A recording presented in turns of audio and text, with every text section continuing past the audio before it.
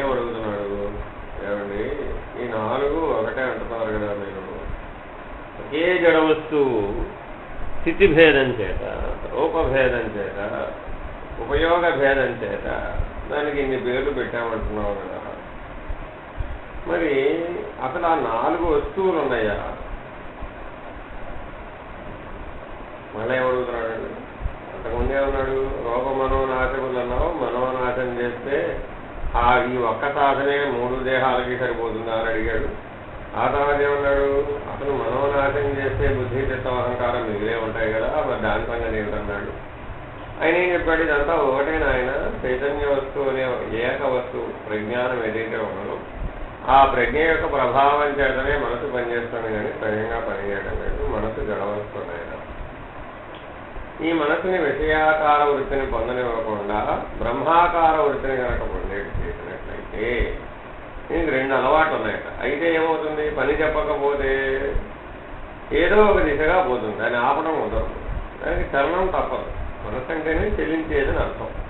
ఎటువైపు తెలుస్తుందట? ప్రస్తుతం ఇంద్రియాలలో చేరి విషయాకార వృత్తిని పొందుతుంది. కాబట్టి దీని ఏం చేయాలట? తన మూలమైనటువంటి బ్రహ్మాకార వృత్తిని పొందేట్టు చేయి. లక్ష్యాన్ని మార్చు. ఇటు చెల్లించేదాన్ని అటు చెల్లించమని చెప్పు, ఇటు విచారణ చేసేదాన్ని అటు విచారణ చేయమను, ఇటు సాధన చేసేదాన్ని అటు సాధన చేయమను. ఇట్లా ఎప్పుడైతే చెప్పావో అది తన ఆధార వస్తువైనటువంటి చైతన్యాన్ని గ్రహించి తానే లేకుండా పోయింది. ఇలా జరుగుతుంది ఆయన అని చెప్పాడు. ఇప్పుడు దానికి మళ్ళా ఈయన తిప్పుకొచ్చిన ఏమేసాడు? ఇప్పుడు మళ్ళా చదవడం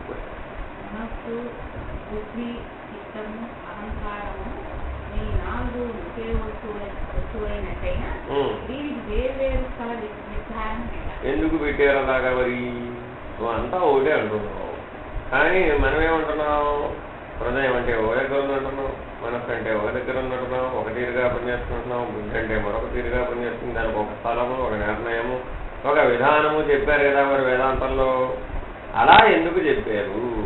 దానికి ఇదిగో ఫలానా స్థానంలో ఉంది, ఫలానాలాగా అది ప్రవర్తిస్తుంది, ఫలానాలాగా దానికి విచారణ ఉంది, ఫలానాలాగా దానికి నిర్ణయం ఉంది, ఫలానాలాగా దానికి పరిణామం ఉన్నది. ఇలా దానికి అంతా చెప్పుకొచ్చారు కదా. 4టికి 4 పద్ధతులుగా చెప్పారు కదా వేదాంతంలో. అలా ఎందుకు చెప్పారు అని అడుగుతున్నాడు. సమాధానం ఏం చెప్పారు?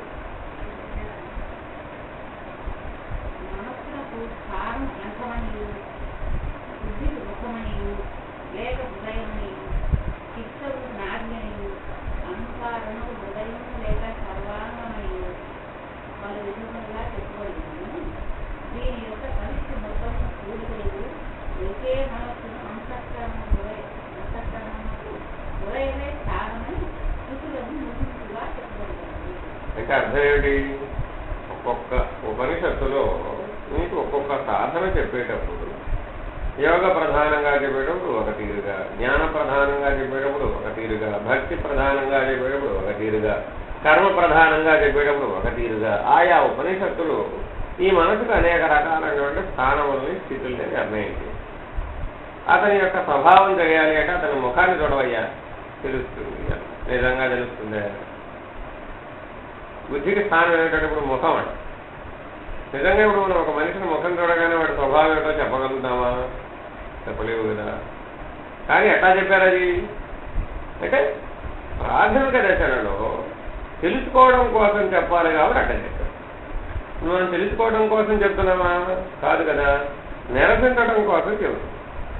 మరి నిరసించడం కోసం చెప్పేటప్పుడు తీరు వేరుగా ఉంటుంది కదా. బాల్యంలో తెలుసుకోవడం కోసం చెప్పేటప్పుడు ఒక తీరుగా చెప్తాం. దాంట్లో అనుభవించి పరిణామం చెంది దుఃఖానుభవం పొంది అందులో నుంచి విడిపడాలనేటటువంటి ఆర్తితో తపనతో వచ్చినటువంటి వాడికి నిరసించే మార్గం చెబుతాం. మరి అటువంటి నిరసించే మార్గం చెప్పేటప్పుడు తెలుసుకునేటప్పుడు చెప్పినటువంటి మార్గాలు సరిపోతాయా? సరిపోవు కదా. అందుకని పలు రకాలుగా చెప్పారు వాటికి. చిత్తం నాభిస్థానమని, మనసుకు కంఠస్థానమని, బుద్ధికి హృదయస్థానమని, అహంకారానికి సర్వాంగం టాప్ టు బాటం. అందుకనే కదా కాలికి చీమ పుట్టినా తల మీద చీమ పాకినా కూడా మనకి తెలుస్తాం. కాబట్టి అహంకారం మనసులో భాగం అయి ఉంటేనే కదా తెలుస్తుంది. మరి మనకు అట్లాగా మనసు శరీరం అంతా వ్యాపించి ఉండదు కదా.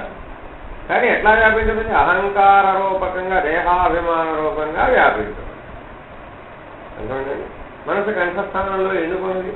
సుషుప్తి సమయంలో కంఠస్థానంలో ఉంటుంది. నిద్రాస్థానం ఏంటి? కంఠం.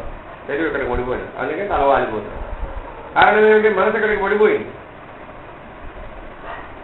సుషుప్తి స్థితిలో మనసు ఎక్కడ ఉంది? ఇప్పుడు కంఠస్థానంలో ఉంది. జాగ్రత్త అవస్థలో ఎక్కడుంది? ఆజ్ఞాచక్రం ముఖంలో ఉంది. అక్కడ 4 స్థానాలు చెప్పాడు కదా. అదే తుర్యంలో ఎక్కడుంది? సాక్షిగా ఉంది. ఎక్కడుంది? హృదయ స్థానంలో. ఈ మనసే ఆ స్థాన భేదం వల్ల నీకు అవస్థాభేదం కలుగుతుంది. మనస్సు ముఖం ఆజ్ఞాచక్ర స్థానంలో పనిచేస్తే జాగ్రత్త అవస్థ కలుగుతుంది. కంఠస్థానానికి పడిపోతే సుషుప్తి అవస్థ కలుగుతుంది. నాభి స్థానానికి పడిపోతే కలలు కలుగుతుంది. హృదయ స్థానంలో ఉండి తుర్యావస్థలో అన్ని రకాల రూపాలు చేసి దానికి బుద్ధి చిత్తమని అహంకారం అని పేరు పెట్టామన్నమాట. ఈ అవస్థల రూపంగా దాన్ని తెలుసుకోలేకపోయి అంత తెలివి లేదు నీకు. అప్పుడు మొదట్లో చెప్పినప్పుడు ఎంత తెలివి ఉంటుందా? ఇట్లా చెబితే తెలుస్తుందా? తెలియదు కదా. ఇప్పుడు తెలుస్తుంది కాబట్టి ఏం చెప్తున్నావు? నాయనా ఆ మనస్సుకి ఈ స్థాన భేదం చేత దాని ప్రవర్తన భేదం కలుగుతుంది. మనస్సు నువ్వు మెలకువలో ఉన్నావు. మనసు ఎక్కడ పనిచేస్తుంది? ప్రతిదీ ఎక్కడి నుంచి నీకు తెలియబడుతుంది? కనుబొమ్మల మధ్య స్థానం నుంచి తెలియబడుతుంది, ముఖం నుంచి తెలియబడుతుంది. అందుకని స్థిరస్సు నిలబడదు. గాఢ నిద్రావస్థలో గడిపోయావు. ఏమైంది? ఏ జీవికైనా తల వాలిపోతుంది. ఏ జంతువులకైనా సరే, వెన్నెముక కలిగే ఏ జంతువులైనా తల వాల్తక తప్పదు. ఎందుకని? మనసు ఎక్కడికి పడిపోయినప్పుడు కంఠస్థానానికి పడిపోయింది. మరి నరకో సంగతి చెప్పారు, గాఢ నిద్ర సంగతి చెప్పారు. తలలో ఎక్కడుంది? నాభిస్థానంలో పనిచేస్తుంది. చూడండి ఎక్కడికి వచ్చేసిందో. ఎందుకని నాభిస్థానానికి వచ్చేసింది? ఆ నాభి ద్వారానే కానీ నీకు దేహం కలిగింది. నీకు దేహం ఎట్లా వచ్చింది? ఆ నాభిస్థానం నుంచే ఇలా ప్రారంభమైంది. ఇప్పుడు ఎక్కడికి వచ్చేసిందంటే దేహాభిమాన స్థితిలోకి వచ్చేసింది. సగం మెలకువలో సగం నిద్రలో ఉంది కళలో. అప్పుడు ఏమైంది? తెలివి సగం సూక్ష్మంలో సగం స్థూలంలో పనిచేస్తూ ఉంది. మనోమయ విజ్ఞానమయ కోశాల మధ్య పనిచేస్తూ ఉంది.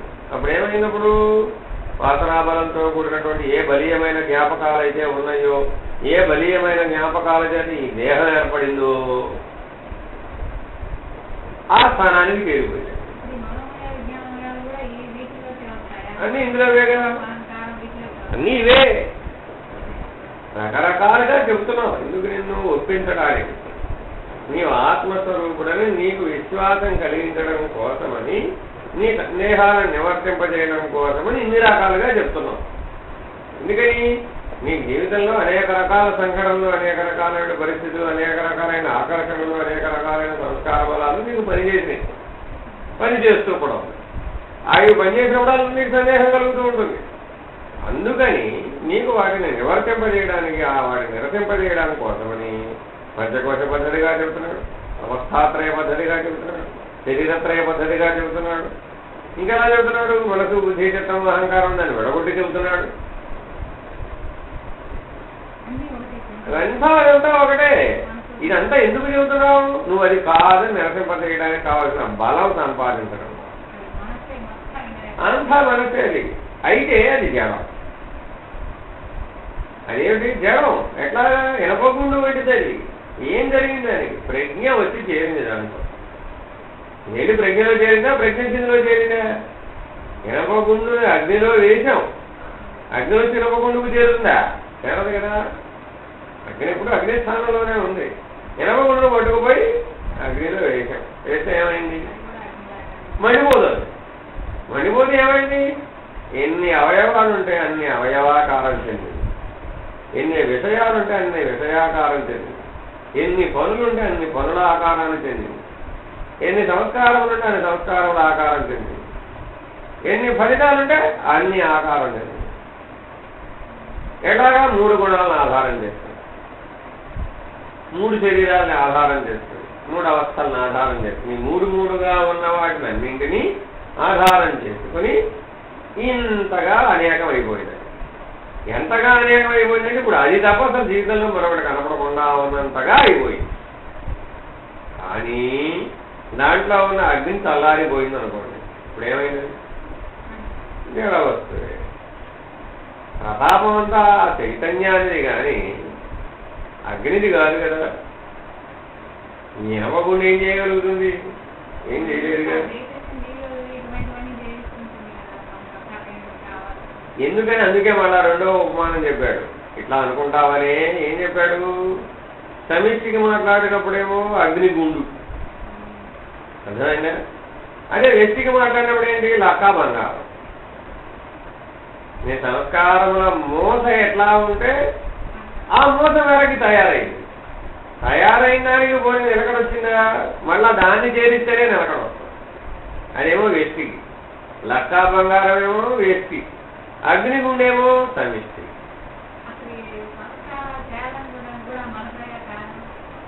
ఒకటి అంశం గుర్తుపెట్టుకోండి, సంస్కారం అన్న పదం ఎవరికి పెట్టాము? మనిషికే మాట్లాడుతున్నాం. జంతువుకి వచ్చేటప్పటికి జంతువు కూడా సంస్కారం అని అన్నాం, కానీ దానికి అసలు సంస్కారం అని తెలుసుకోగలిగే తెలివి ఉందే? లేదు కదా. నీకు ఎప్పుడైతే వికాసం వచ్చిందో మనోవికాసం దానికి లేదు. నీకు మనోవికాసం ఏర్పడింది కాబట్టి బలమైన ముద్రలు ఏర్పడ్డాయి. దానికి అసలు బలమైన ముద్రలు ఏర్పడేది లేదు, కొత్తది ఏర్పడేది లేదు, పాతది పోయేది లేదు. దానికి ఒక మనిషికే ఈ లక్షణం ఉంది, అదే మనోవికాసం. అందుకనే ఉన్నాడు మన ఏమో మనుష్యానం కారణం బంధమోక్ష. ఈ మనస్సేనైనా ముద్రలు ఏర్పరచుకుంటూ జ్ఞాపకాల చుట్టూ తిరుగుతూ తలంపే బంధముగా తాలెగూడులో తాలెపురుగు ఎట్లా అయితే తిరుగుతూ ఉందో అట్లా తిరుగుతూ ఉంటుంది నాయన. ఇది దాని ప్రపంచం ఆ తాలిగూడే. అందులోనే ఆహారం, అందులోనే నిద్ర, అందులోనే మెలకువ, అందులోనే కళ, అందులోనే మరణం, అందులోనే జన్మం, అందులోనే సంసారం. ఏమిటి? అదే బాబు మనస్సు అంటే. ఎందుకని? ఆ గూడు ఎట్లా ఉత్పన్నమైంది? తలంపనే దాంతో ఉత్పన్నమైంది. మరి ఇప్పుడు ఆ తలంపేగా. కాబట్టి అంతా తలంపనేది ఏమిటి? జడ వస్తున్నాయి. తలంపే దాని రూపం. మనసు వేరే, తలంపు వేరే లేదు. ఆలోచనే దాని రూపం. అయితే ఆలోచన దానికి ఎలా కలిగింది? ఆ శక్తి ఎట్టొచ్చింది? ప్రజ్ఞ ఉంటే తప్ప మనసు పనిచేయడం కదా. కాబట్టి శక్తి ఎవరిది? ప్రజ్ఞది. మరి శక్తి ప్రజ్ఞది అయినప్పుడు మనసు ఏమైనప్పుడు? జడమైంది. ఆ శక్తి యొక్క చేరిక చేత మనసు తలంపు చేసుకోదు. ఆ తలంపుగా పరిణామం చెందింది. అంతకుముందు ఎలా ఉంది? జడ వస్తువుగా. ఇంకా ఇక అంతా ఒకటి మొదలైతే అన్నీ వచ్చేసినాయి. కాబట్టి తలంపు అంటే ఆలోచన కలిగే మొదటి స్థితిలోనే హృదయ స్థానంలో మనసు పుడుతోందని చెబుతున్నాడు కదా. ఆ ప్రథమ తలంపు పుట్టేటప్పుడే ఏమని పుడుతుంది? నేననే స్ఫురణతో పుడుతుంది. ఆ ప్రథమ స్ఫురణ దాకా వెళితే నీకేం తెలిసింది? ఇప్పుడు ఓహో, ఈ నేననే స్ఫురణే అనేకమైంది అంతే తప్ప అనేకం నిజంగా ఉందే లేదు. ఈ అనేకమంతా చివరికి అందులో కలిసిపోతుంది, నేననే స్ఫురణలో కలిసిపోతుంది. ఈ నేననే స్ఫురణ ఎక్కడుంది? హృదయ స్థానంలో ఉంది. అర్థమైందా? ఎప్పుడైతే నీ నేననే స్ఫురణ దాకా చేరావో అప్పుడు మెలకువ నిన్నే లేదు, కళ నిన్నే లేదు, నిద్ర నిన్నే లేదు, శరీరత్రయాలైంది లేదు, గుణత్రయాలైంది లేదు, అవస్థాత్రయం లేదు. అందుకని ఇన్ని మూడులుగా ఉన్నవి ఒక్కొక్క దాన్ని పట్టుకుని ఎట్ట అధిగమిస్తావు? అధిగమించగలవా? చేయలేవు కదా. అందరూ ఏం చేస్తున్నారు ఇప్పుడు? కర్మబలం చేత, భక్తి బలం చేత, ఆయా సాధనా బలం చేత ఎవడో ఒకడు ఏదో ఒకదాన్నే పట్టుకుంటున్నాడు. యోగం అన్నాడు అనుకో, ప్రాణాన్ని పట్టుకున్నాడు, మిగిలిన వాడిని వదిలేశాడు. కర్మ అన్నాడు అనుకో, మనసుని పట్టుకున్నాడు, మిగిలిన వాడిని వదిలేశాడు. ఇలాగా ప్రతి ఒక్కరు ఏం చేశారు? ఒక్కొక్కరు ఒక్కొక్క దాన్ని పట్టుకుని మిగిలిన వాడిని వదిలేయటం వల్ల మూలమైనటువంటి నేననే స్మరణ వరకు వెళుతున్నాడా? వెళ్ళలేకపోతున్నాడు.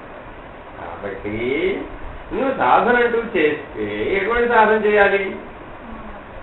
ఈ ప్రథమ స్ఫురణ, ప్రథమ తలంపు, ప్రథమ సంకల్పం నేననే స్ఫురణ అది ఎక్కడ కలుగుతుంది? హృదయ స్థానంలో కలుగుతుంది. నాభిస్థానంలో కలగడం లేదు, కంఠస్థానంలో కలగడం లేదు, ముఖస్థానంలోనూ కలగడం లేదు. హృదయ స్థానంలో నేననే స్ఫురణ కలుగుతున్నది. అది స్థాన భేదం చేత అవస్థల్ని కలిగిస్తాడు. అంతేనండి. స్థానభేదం చేత ఏమైంది? మెలకువైంది. స్థానభేదం చేత కళ అయింది. స్థానభేదం చేత నిద్ర అయింది. కానీ హృదయ స్థానంలో తురీయంగా ఉంది, సాక్షిగా ఉంది. అదే నేననే స్మరణే. కాబట్టి నువ్వు మెలకువలో ఉన్నా నేననే స్మరణని గుర్తించు, కళలో ఉన్నా నేననే స్మరణని గుర్తించు, నిద్రలో ఉన్నా నేననే స్మరణని గుర్తించు. అప్పుడు సహజంగానే నీకు హృదయ స్థానంలో ఉన్న నేననే స్మరణ తెలియబడుతుంది. ఎందుకని? నీ మెలకువ కళ నిద్రలో వ్యాపించి ఉన్నది ఏది? మనస్సు కదా. అంతే కదా. ఈ మూడవస్థలు దేనికి? మనసుకే కదా. కాబట్టి నువ్వు మెలకువలో అన్నింటిలో చేసే అన్ని తలంపులలో, అన్ని పనులలో ఈ నేననే స్మరణను గుర్తుపెట్టుకో. నేననే స్మరణ దృష్ట్యా చేయడం నేర్చుకో. ఏమైనప్పుడు? విషయాల నుంచి విరమించావు, ఫలితాల నుంచి విరమించావు, ఆకర్షణ నుంచి విరమించావు, మోహం నుంచి విరమించావు. అప్పుడు ఏమైంది? ఏకంగా ఉన్నావు, అనేకంగా లేదు. ఇట్లా ఒక్కొక్క దాని నుంచి విడిపో. ఎట్లాగా? జ్ఞాన దృష్టితో. ఆ జ్ఞాన దృష్టితో ఆచరించే కొద్దీ, వేదాంత వాక్యాలను నిరంతరాయంగా మననం చేసే కొద్దీ ఏమైంది? నీ యొక్క సంసార భ్రాంతి తగ్గిపోయింది, శరీర భ్రాంతి తగ్గిపోయింది, గుణాల మీద ఉన్న భ్రాంతి తగ్గిపోయింది, విషయాల మీద ఉన్న భ్రాంతి తగ్గిపోయింది, బాధ్యతలు తగ్గిపోయాయి, బరువులు తగ్గిపోయాయి, కర్తవ్యం తగ్గిపోయింది. అంతకుముందు కర్తవ్యం అంటే ఈ భూమండలం అంతా నా కర్తవ్యమే. ఇప్పుడు నేననే స్మరణ పట్టుకోవడం మొదటి కర్తవ్యం. ఎందుకని? శరీరంలోకి వచ్చిందే దాని నిమిత్తం. అసలు పోయింది. ఏమొచ్చినప్పుడు? మెలకువలో ఇంద్రియాల ద్వారా గుర్తిస్తున్న వాటి వల్ల ఆపాదించబడిన కర్తవ్యం నీదనుకున్నావు. అవి మళ్ళా కళ్ళలో కూడా కనపడాల, నిద్రలో అసలు కనపడాలి. మెలకువలో కాసేపు ఇంద్రియాల ప్రభావం చేత ఏవైతే గుర్తించావో ఆ గుర్తించిన వాటి వల్ల నీకు ఆపాదించబడింది ఆ కర్తవ్యాన్ని. నీది కాదు అది, కానీ ఆపాదించబడింది. నువ్వేదై ఉన్నావు? ఆత్మస్వరూపుడై ఉన్నావు. కానీ దృశ్యమాన జగత్తు చేత మా మనవరాన్ని నేను పోషించకపోతే ఎవడు పోషిస్తాడు? ఏమైనప్పుడు ఎక్కడికి వచ్చావు? శరీర భ్రాంతి, గుణభ్రాంతి, వాసనాత్రయం వచ్చేసిన లైన్లో. శరీరత్రయం రాగానే గుణత్రయం, గుణత్రయం రాగానే వాసనాత్రయం, ఇలా లైన్లో వచ్చేస్తున్నాయా? అవస్థాత్రయం. మూడు అన్నీ వచ్చేసినాయి. ఏషణత్రయం. ఆ సొంతం బయటకు వచ్చేసేపటికి ఏషణత్రయం, ధనేషణ, దారేషణ, గుర్తేషణ. నువ్వు ఒక్క మెట్టు దిగితే అనేకం అయిపోతుంది. కాబట్టి ఎక్కడ పట్టుకోవాలి ఆయన? మొదటి మెట్టు మీద పట్టుకోవాలి. నువ్వు ఎక్కడ పట్టుకుంటున్నావు? ఆఖరి మెట్టు మీద పట్టుకో. ఆఖరి మెట్టు మీద కూడా ఎప్పుడు పట్టుకున్నావు? అనుభవ జ్ఞానం పూర్తయిపోయినాక పట్టుకుంటున్నావు. ఇది దీనివల్ల ప్రయోజనం ఏముంది? ఇట్లా పశ్చాత్తాపడుతూ సాధనలు చేయడం వల్ల ఇది భక్తి అనుకుంటున్నావు. వచ్చి చిక్కడి శాంతం పరిచ్ఛిన్నమై అనేకమైపోయి ఇంద్రియాలు, ఫలితాలు, వాసనలు, గుణాలు, అవస్థలు, శరీరాలు అన్నీ పనిచేసేసి ఎన్నో 1,00,000 కోట్ల మొక్కలు చేసేసి శాంతం చివరిదాకా వచ్చేసి దాన్ని అనుభవించి పరిమిత జ్ఞానంతో అజ్ఞానంతో దుఃఖాన్ని అనుభవించి నాకు దుఃఖం వచ్చిందో అని లవలవలాడు. అర్థం ఉంది. ఒక అద్దంలో మొదటి ప్రతిబింబం దగ్గర పట్టుకున్నట్లయితే బింబం ఏదో ప్రతిబింబం ఏదో తేల్తుంది. అద్దాన్ని ఎత్తి పగలేస్తుంది, లెక్క పెట్టలేరని మొక్కలైంది, దాంట్లో ప్రతిబింబిస్తుంది. ఇప్పుడు ఏమంటావు? ఆ మొక్కలన్నీ కలిగి ఓ ప్రతిబింబం చేస్తానంటావు. సాధ్యం? సాధ్యం అవుతుంది ఎప్పటికైనా? ఏ మొక్కకు ఆ మొక్కే ప్రతిబింబం కనబడదు. ఆ ప్రతిబింబం కనబడదు, ఆనందపడిపోతుంది. అదే ఇది చిన్న ప్రతిబింబం కదా, మొక్కలైపోయిన ప్రతిబింబం కదా, కనీసం ఏక ప్రతిబింబం కూడా కాదు. ప్రతిబింబం అలా మొక్కలైపోయి అందువల్ల ఏమైంది? పరిమితంగా ఎంతగా పరిమితం అయిపోయిన చివరికి అత్యంత హీనత్వం చెంది ఎంతో ఉన్నత స్థితిలో ఉండవలసినటువంటి తెలివి, ప్రజ్ఞ చివరికి ఎక్కడికి వచ్చేసింది? దుఃఖ భారంతో కుంగిపోయే స్థితికి వచ్చింది. ఎందుకని ప్రథమ స్ఫురణ నుంచి ఒక మెట్టు కిందకు దిగింది. దిగ్గానే ఏమైంది? మొదటి మెట్టులో ఆనందం, రెండవ మెట్టులో తన్మయత్వం, మూడవ మెట్టులో పారవచనం, నాలుగో మెట్టు అజ్ఞానమే, ఐదో మెట్టు దుఃఖం. ఇలా పడిపోతుంది అది. ఒక మెట్టు దిగేటప్పటికి ఏమైంది? అబ్బా ఆనందం. రెండో మెట్టు దిగితే తన్మయతో శరీరంతో ఏకమైపోయావు. అర్థమైందా? మొదటి మెట్టు ఏమిటి? నిద్రావస్థ, ఆనందమైపోతావు, ఆనందం. రెండో మెట్టు దిగావు కళ్ళలోకి, దిగ్గానేమైంది? తన్మయత్వం. సగం ఇది సగం అది, సగం ఇది సగం అది, తన్మయత్వం. చూడండి, అద్భుతంగా పాట పాడుతుంటాడు, ఊగిపోతుంటాడు. ఇప్పుడు వీడికి ప్రపంచం తెలుసా తెలీదా? తెలుసు. చుట్టూ ఉన్నాడని తెలుసు, తను అక్కడ కూర్చున్నాడని తెలుసు, తను ఆనందిస్తున్నాడని ప్రపంచానికి తెలియాలి, తనకి తెలియాలి. తన్మయత్వం అంటే ఒక వ్యక్తి అద్భుతంగా పాట పాడుతున్నాడండి, ఏం చేస్తున్నారు మీరు? ఊగిపోవడంలా, ఆహా ఏం బాగా. అప్పుడు ఏమైంది? నీకు రెండూ పనిచేస్తున్నాయి. నీ శరీర భ్రాంతి పనిచేస్తుంది, నీ చుట్టూ ఉన్న ప్రపంచము పనిచేస్తుంది. ఏదైతే ఆ లక్షణం ఉందే, దేంట్లో అయితే చేరుతున్నావో అది పనిచేస్తుంది. కాబట్టి కళలో ఏముంది? ఇప్పుడు మెలకువ ఉంది, నిద్ర ఉంది. ఇది సగం, అది సగం, అర్ధ జాగృతి అనమాట. ఇది ఇంకో వేడి దిగావు. ఇక్కడికి వచ్చేప్పటికి ఏమైంది? తన్మయత్వం. అందుకని మనకి కళలో తెలుగుని తిప్పుకోలేకపోతున్నాం, తన్మయత్వం చెందిపోతున్నాం. ఎందుకని? అదన్నీ నువ్వేగా. సూదిలోంచి ఏనుగును పొమ్మన్నావు, అక్కడ వెళ్ళిపోయిందా? వెళ్ళిపోలేదా? కళలో వెళ్ళిపోయింది. ఎందుకని? సూది నువ్వే, ఏనుగు నువ్వే, పొమ్మన్నది నువ్వే, వెళ్ళింది నువ్వే. అక్కడ సూది లేదు, ఏనుగు లేదు, అన్నీ నువ్వే. మాట్లాడింది నీవే, పోట్లాడింది నీవే, పాడింది నువ్వే, ఆడింది నువ్వే. ఎవరో నీ పక్కన పడుకున్నట్టుగా కలగన్నావండి, పడుకున్నది ఎవరు? నువ్వే. చూస్తున్నది ఎవరు? అది నువ్వే. వాడితో మాట్లాడుతున్నది ఎవరు? నువ్వే. వింటున్నది ఎవరు? అది కూడా నువ్వే. ఇంకోటి వచ్చాడు ఇప్పుడు అక్కడికి ఎవడన్నా? అసాధ్యం. నీ కళలోకి మరొకటి ప్రవేశించే అవకాశం. ప్రతిబింబం కదా మరి అది. ఏమైందా? నిన్ను నువ్వు చూసుకునే ప్రయత్నం చేయి, అది పోతున్నావు. వెంటనే నీకేం ప్రశ్న రావాలి? వాడు కనపడుతుంటాడు, నువ్వు కనపడవు. కళలో ఎవరికి వాళ్ళు కనపడరండి, ఇంకోటి కనపడుతుంటాడు. ఎవరైనా అంతేనమ్మా. ఎందుకని? అది ప్రతిబింబ సదృశ్యం, అద్దంలో ప్రతిబింబం. కాబట్టి ఏమైంది? నువ్వు కనపడదు అక్కడ, నీ ప్రతిబింబం కనపడుతుంది, మరో రూపంతో నీ ప్రతిబింబం కనపడుతుంది, అంతే. అర్థమైందా? అందువల్ల ఏమైంది? అది సత్యం అనుకుంటున్నాం. ఆ రూపం ఏదైనా కావచ్చు, నీ లోపల బలంగా ఒక రూపం పడింది అనుకోండి, ఆ రూపం అక్కడ వచ్చేస్తూ ఉంటుంది. నీకు పాము అంటే భయం అనుకోండి, కళ్ళ ఏమొస్తాయి? అవే వస్తాయి. అర్థమైంది? ఎందుకు వచ్చాయి? నిజంగా వచ్చాయా? అలా నువ్వే ఆ భయ రూపంతో ఆ బలమైన ముద్రలు వ్యక్తమైనవి రూపంగా.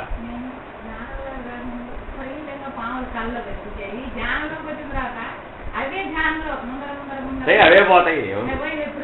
మరి అదే అప్పుడు కానీ అప్పుడు ఏం చెప్పాను మీకు? అవే పోతాయి, కంగారు పడదని చెప్పాను. ఒకటి గుర్తుపెట్టుకోండి, ఇవన్నీ తాత్కాలికములు. ఎందుకని? ప్రతిబింబాలు. అవి నీలో బలమైనటువంటి జ్ఞాపకాలు ఏవైతే ఉంటాయో అవి ఆ రూపాన్ని ధరిస్తాయి, అంతే. అవి నీ ప్రతిబింబాలు, నువ్వు కల్పిస్తున్నావు దాన్ని. ఇంద్రజాలికుడు ఇట్లా గాలిలో నుండి యాపిల్ పడు తీసినండి, నీ కళతో చూస్తున్నావు, నువ్వు చేతితో పడుకుంటే ఉండవు. నిజంగా గాలిలో నుంచి యాపిల్ పండు వచ్చిందా? నిజంగా గాలిలో నుంచి యాపిల్ పండు రాలేదు కదా. వస్తుంది అక్కడైనా? చాలా హస్తలాఘవం. మన దగ్గర ఉన్న ఒక యాపిల్ పండుని గాలిలో సృష్టించినట్టుగా కల్పించాడు నీకు. అర్థమైందా? నీ చేతికి ఇస్తే ఏముంటుంది? మామూలు ఒరిజినల్ యాపిల్ పండే ఉంటుంది. నువ్వేం భ్రాంతి చెందావు? అబ్బా గాలిలోంచి యాపిల్ పండు సృష్టించాడు. సాధ్యమేనా? కల్పించాడు. అట్లాగే నీకు ఆ భ్రాంతి కలిగేట్లుగా కల్పించాడు. అట్లాగే నీవు కూడా కళలో ఏం చేస్తున్నావు? నీ యొక్క బలమైనటువంటి ముద్రల నుంచి విడిపోయే ప్రయత్నం అనమాట. అది రెండోది ముక్తి పొందే ప్రయత్నం చేస్తుంది కళలో బుద్ధి ఎప్పుడూ కూడా. ఎందుకని? అది బలవత్తరంగా బుద్ధిని అణిచిపెడుతోంది, వికాసం చెందనివ్వకుండా. కాబట్టి కళ ఉపయోగమే. అందుకనే సమస్త మానవులు కలలు కంటున్నారు, సమస్త జీవులు కూడా కలలు కంటాయి. నీకొక్కడికే కాదు, 84 లక్షల జీవరాశులకి ఈ జాగ్రత్త స్వప్న సుషుప్తులు ఉన్నాయి. అర్థమైందండి? కాబట్టి ఆ కళ వల్ల నీకు ఉపయోగమే. ఏమిటి ఉపయోగం అంటే ఆ బుద్ధి ఆ బలీయమైనటువంటి ముద్రల్లో నుంచి అందుకుని బయటకు వచ్చేస్తుంది, ముక్తి చెందుతుంది. ఈ ధ్యాన ప్రక్రియ వీటి వల్ల ఏమైంది? వేగవంతమైంది. ఆ విడుదల పొందడం వేగవంతమైంది. విడుదల పొందేసినాక ఇక అవి రావు. అర్థమేనండి? అందువల్ల ఏమవుతుంది? మొదట్లో చాలా వేగంగా అవన్నీ వచ్చినట్టు కనబడతాయి, తర్వాత కాలంలో సమస్యపోతాయి. ఎందుకని? విడుదల పొందేసింది. ఆ బలీయమైన జ్ఞాపకం నుంచి విడుదల పొందేసింది, ఇంకా రావు. ఆ బలమైన ముద్రలు బంధించలేవు ఇక బుద్ధిని, దాన్ని దాటేసింది. కాబట్టి అట్లాగా నీకు తెలిసినా తెలియకపోయినా కూడా సృష్టి క్రమం ఇలాగే ఉంది. అర్థమైందా? కాబట్టి నువ్వు దీన్ని తెలుసుకో. అప్పుడేమైంది? జ్ఞానం అయింది. తెలియక జరిగితే అజ్ఞానం అయింది. తెలిసి జరిగితే భయపడవుగా, అప్పుడు భ్రాంతి చెందవుగా. అలా వచ్చింది. ఓహో, బుద్ధి కల్పిస్తుంది నాయన. సత్యసాయిబాబా నా మంచం పక్కనే నిలబడి నాతో మాట్లాడుతున్నాడు, కలగన్నాను. మేము సత్యసాయిబాబా నేనే, నా జ్ఞాపకమే, నా ప్రతిబింబమే. ఎందుకని? బలంగా ముడిపడింది. నేను బాబాతో మాట్లాడాలి, నేను బాబాతో మాట్లాడాలి, బాబా నాతో మాట్లాడాలి, బాబా నాతో మాట్లాడాలి. ఆ బలంగా లోపల పడిపోయింది. ఇప్పుడు బుద్ధి ఏం చేసింది? అది నడవనివ్వటల్లా, బుద్ధిని వికాసం చెందనివ్వటల్లా. ఆ జ్ఞాపకం అడ్డం వచ్చేస్తుంది మాటి మాటికి. దానివల్ల దుఃఖం కలుగుతోంది. ఏం చేసినప్పుడు అది? ఓహో, నీ ప్రభావం ఎలా ఉందే అని ఏం చేసింది? ఆ కల్పించేసింది అనమాట. అంతే, వెంటనే కల్పించగానే ఏమైంది? సంతృప్తి చెందేశావు. బాబా నాతో మాట్లాడండి. వాళ్ళ కల్లో బాబా నాతో మాట్లాడేటండి బాబు. 30 రోజులు దాని ప్రభావం అంతే, అదే చెప్తాం. అందువల్ల ఏమైపోయింది? బుద్ధికి బంధం విడిపోయింది, సమసిపోయింది. మళ్ళా యథాస్థితికి వచ్చేది, వికాసం చెందుతూ. ఇప్పుడు ఇది అవసరమేనా కాదా? పరమాత్ముడు ఎంత దూరం ఆలోచించి పెట్టాడు చూడండి. నీవేర్పరుచుకున్నావా ఈ క్రమం అంతా? ఈ వ్యవస్థ నువ్వేర్పరుచుకున్నావా? లేదే, సృష్టి ధర్మంగా సహజంగా వచ్చింది. చూడండి ఎంత దూరం ఆలోచించి పరమాత్మ సృష్టి నిర్మించాడు. మానవుడి స్థితి ఎట్లా ఉంటుంది, దేని చేత బంధించబడతాడు, ఎట్లా ముక్తుడు అవ్వాలి, దాంట్లోనే ఏర్పరిచాడు. అర్థమైందా? కానీ మనమేమిటి, దాన్ని అర్థం చేసుకోలేక మరింతగా తొట్టేస్తున్నాం. అర్థమైందా? ఆ కళలో వచ్చిన అనుభవం అబ్బా ఎంత అద్భుతం అండి. రోజు అదే కళ కంటానికి ప్రయత్నిస్తాడు, ఇక రాదు అది.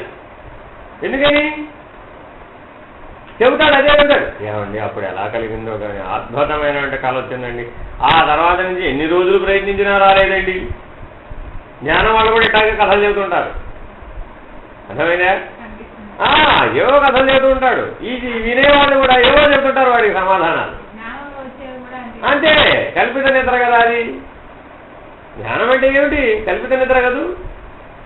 మెలకువలో ఉండి నువ్వు దాన్ని సహజంగా తెలుసుకోగలిగే సామర్థ్యం ఉందండి ఇప్పుడు. కల్పిత నిద్ర. కల్పిత నిద్ర అంటే ఏమిటి? కొంతమందికి ఏమో అసలు తెలివి లేకుండా నిద్రలో మునిగిపోయాడు. కొంతమంది కల్పిత నిద్ర అంటే సగం తెలివి కళ ఉంటుందన్నమాట. కళ లాంటి స్థితి. సగం తెలివి ఉంది, సగం నిద్ర అవుతుంది. తిప్పుకోలేవు అక్కడ వచ్చిన వేటిని కూడా. మెలకువలోకి వస్తే తప్ప తిప్పుకోలేదు. అంటే అప్పుడు అక్కడ ఏ తెలివి భాగం ఎక్కువ ఉందా, నిద్ర భాగం ఎక్కువ ఉందా? తెలివి భాగం ఎక్కువ ఉన్నప్పుడు తిప్పుకోగలుగుతున్నాం. నిద్ర భాగం ఎక్కువ ఉన్నప్పుడు అవునమ్మా. అక్కడ కూడా ఏమైంది ఇప్పుడు? అక్కడ కూడా ఇదే పని చేస్తుంది. ఈ ఇష్టాయిష్టములు అక్కడ కూడా పనిచేస్తున్నాయి, అంతే కదా. అది తిప్పుకోవడం కాదుగా. తిప్పుకోవడం అంటే అర్థం ఏమిటి? ఆత్మవిచారణతో దాన్ని చూడగలగాలి. అప్పుడు ఏమైపోయింది? దృశ్యమే లేకుండా పోయింది. ఇష్టాయిష్టాలతో పనిచేయడం కాదు, ఆ దృశ్యం లేకుండా పోయింది. ఎందుకని? చూసేవాడని కదా నేనే కల్పిస్తున్నాను దాన్ని. నేను కదా కల్పించేవాడిని. కల్పించేవాడను నేను సత్యం, కానీ నేను కల్పించే దృశ్యం ఎట్లా సత్యము?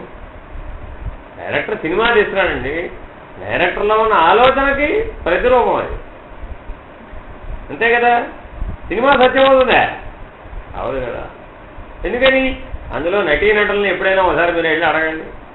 ఏమనంటే మాకేం గుర్తులేదు, అప్పుడేదో డైరెక్టర్ చెప్పాడు మేము చేసామని.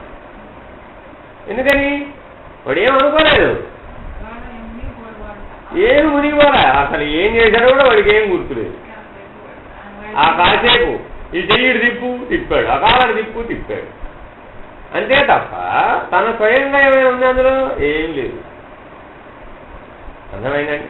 కాబట్టి ధ్యానాన్ని ఎప్పుడు చేయాలని అందుకని చెబుతున్నాడు. ఆత్మవిచారణలో స్థిరపడి స్వరూప జ్ఞానం గురించినటువంటి నిరంతరాయంగా చింతన ఏదైతే చేస్తున్నావో అది ధ్యానం అవుతుంది నాయన. అక్కడ ఇలాంటివి ఏమీ రావు. అర్థమైందండి? నీ వాసనాబలానికి సంబంధించినవి, గుణత్రయాలకు సంబంధించింది, శరీరత్రయాలకు సంబంధించినవి అక్కడ ఏమీ రావు. ఎందుకని అధిగమించే పద్ధతి, ముక్తుడమయ్యే పద్ధతిలో జరుగుతుంది అక్కడ. అంతేగాని బుద్ధి పరిధిలోనో, శరీరం పరిధిలోనో, మనసు పరిధిలోనో ఇంద్రియాల వికాసం కోసం తన్నుకున్నట్టుగా తన్నుకోవడంలో అక్కడ నువ్వేమీ ప్రయత్నించి కల్పించడంలో అక్కడ ఏమి కల్పించిన దాంతో ఏమి మాట్లాడటంలే, మాట్లాడిన దాంతో ఏమి వాదన చేయటంలే, వాదన చేసిన దాంతో ఏమి దుఃఖపడటంలే అని సుఖము పడటంలే. ఎలా ఉన్నావాట? సాక్షి వలే ఉన్నావు. అక్కడ దృశ్యం లేదు, దృక్కు మాత్రమే ఉన్నాడు, చూసేవాడు మాత్రమే ఉన్నాడంటే. దృశ్యం లేదు. చూసే దృశ్యం లేకుండా చూసేవాడు ఏం చేస్తాడు? ఏమీ చేయడం లేదు, ఓరక ఉన్నాడు. అదేగా ఇంతకుముందు ప్రశ్నలో సమాధానం చెప్పింది. ఓరక ఉండు ఆయన. అప్పుడు ఆ నేనేశ్వరంలో సహజంగా ఉంటాం, ఆత్మస్థితిలో సహజంగా ఉంటాం. ఆ పరమాత్మ స్థితి నేనేనని తెలుసుకుంటాం. అది కదా ముక్తి అంటే. అటువంటి సామర్థ్యాన్ని కలిగి ఉండి కూడా ఇప్పుడు దేనికి లోబడిపోయావు?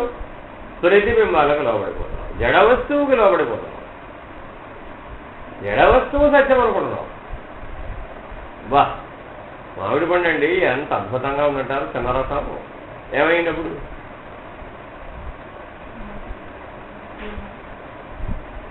వచ్చేసావుగా, ఇంద్రియంలోకి వచ్చేసావు. ఇంద్రియం కాస్త విషయంలోకి వచ్చేసింది. ఎంతగా వచ్చేసింది? చాపల్యం, విషయ చాపల్యం బలపడిపోయింది. ఇప్పుడు ఈసారి ఇంకెప్పుడైనా కానీ మామిడి పండు బాగోదని ఎవడని చెప్పాడు అనుకోండి, ఏమంటాం అప్పుడు? దాని మీద పెద్ద వాదన. నీకేం తెలుసండి ఈ మామిడి పండు సంగతి అంటూ దాని మీద పెద్ద లెక్చర్ ఇస్తాడు. ఏమైంది ఇప్పుడు?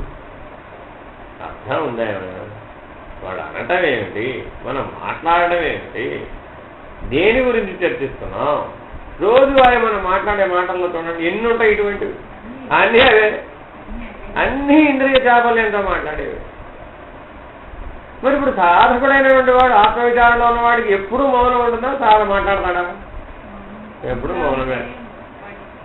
ఎందుకని? అంతర్ముఖ ప్రయాణం చేసేవాడండి,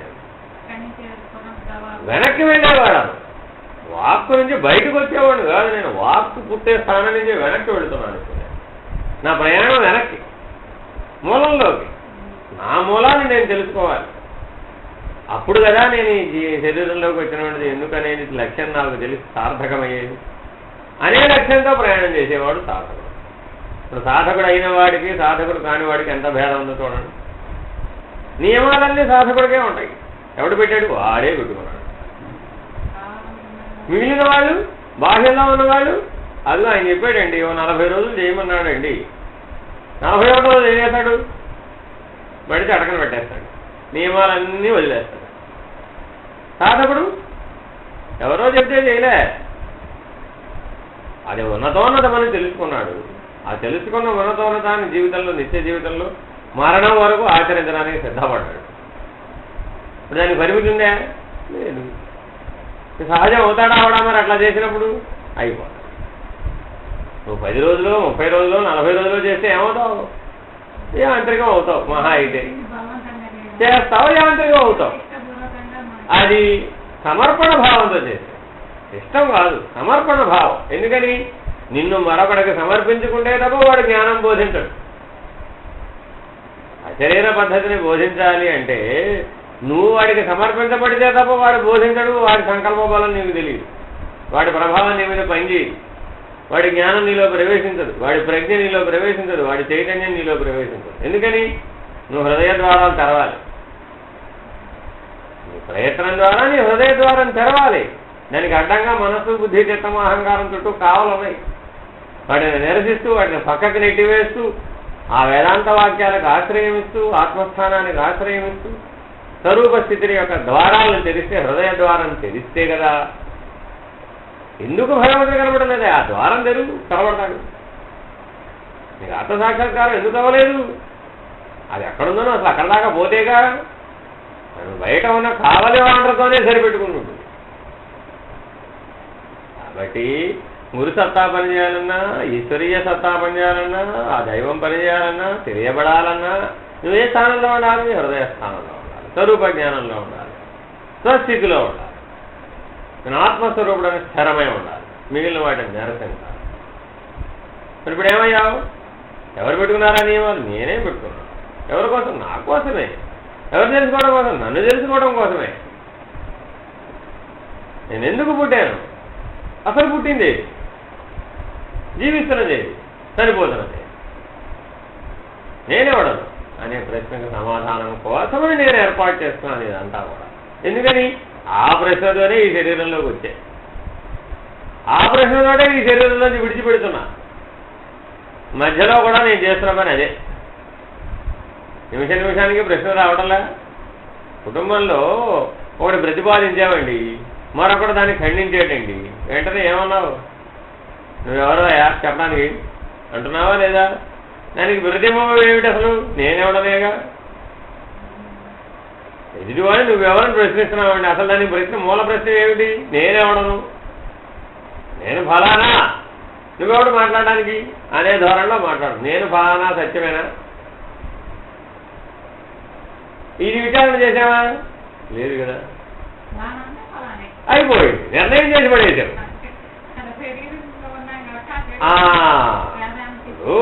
నేను ఈ ఇంట్లో మామగారిని అయితే ఏమిటట? So what? ఇంటికి మామగారు ఉన్నాడు ఎవడన్నా ప్రపంచంలో? లేడు కదా.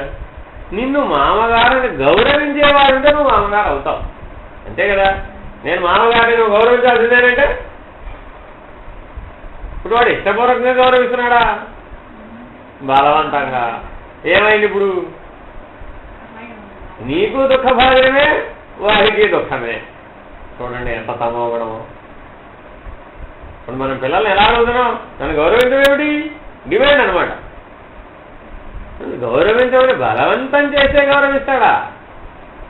నీ ఎడల వాడికి విశ్వాసం ఉంటే, నీ జ్ఞానం మీద విశ్వాసం ఉంటే, నీ యొక్క లీడర్షిప్, నీ మార్గదర్శకత్వం మీద కనుక వాడికి నమ్మకం ఉంటే వాడే నిన్ను గౌరవిస్తాడు, అంతే కదా.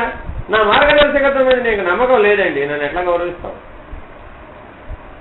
నా యొక్క తెలివితేటల్ని, నా యొక్క విజ్ఞానాన్ని నువ్వు ఉపయోగించుకోవాలనే ఆసక్తి నీలో ఉంటే ఆ గౌరవం వల్ల వచ్చే గౌరవం ఎటువంటిది?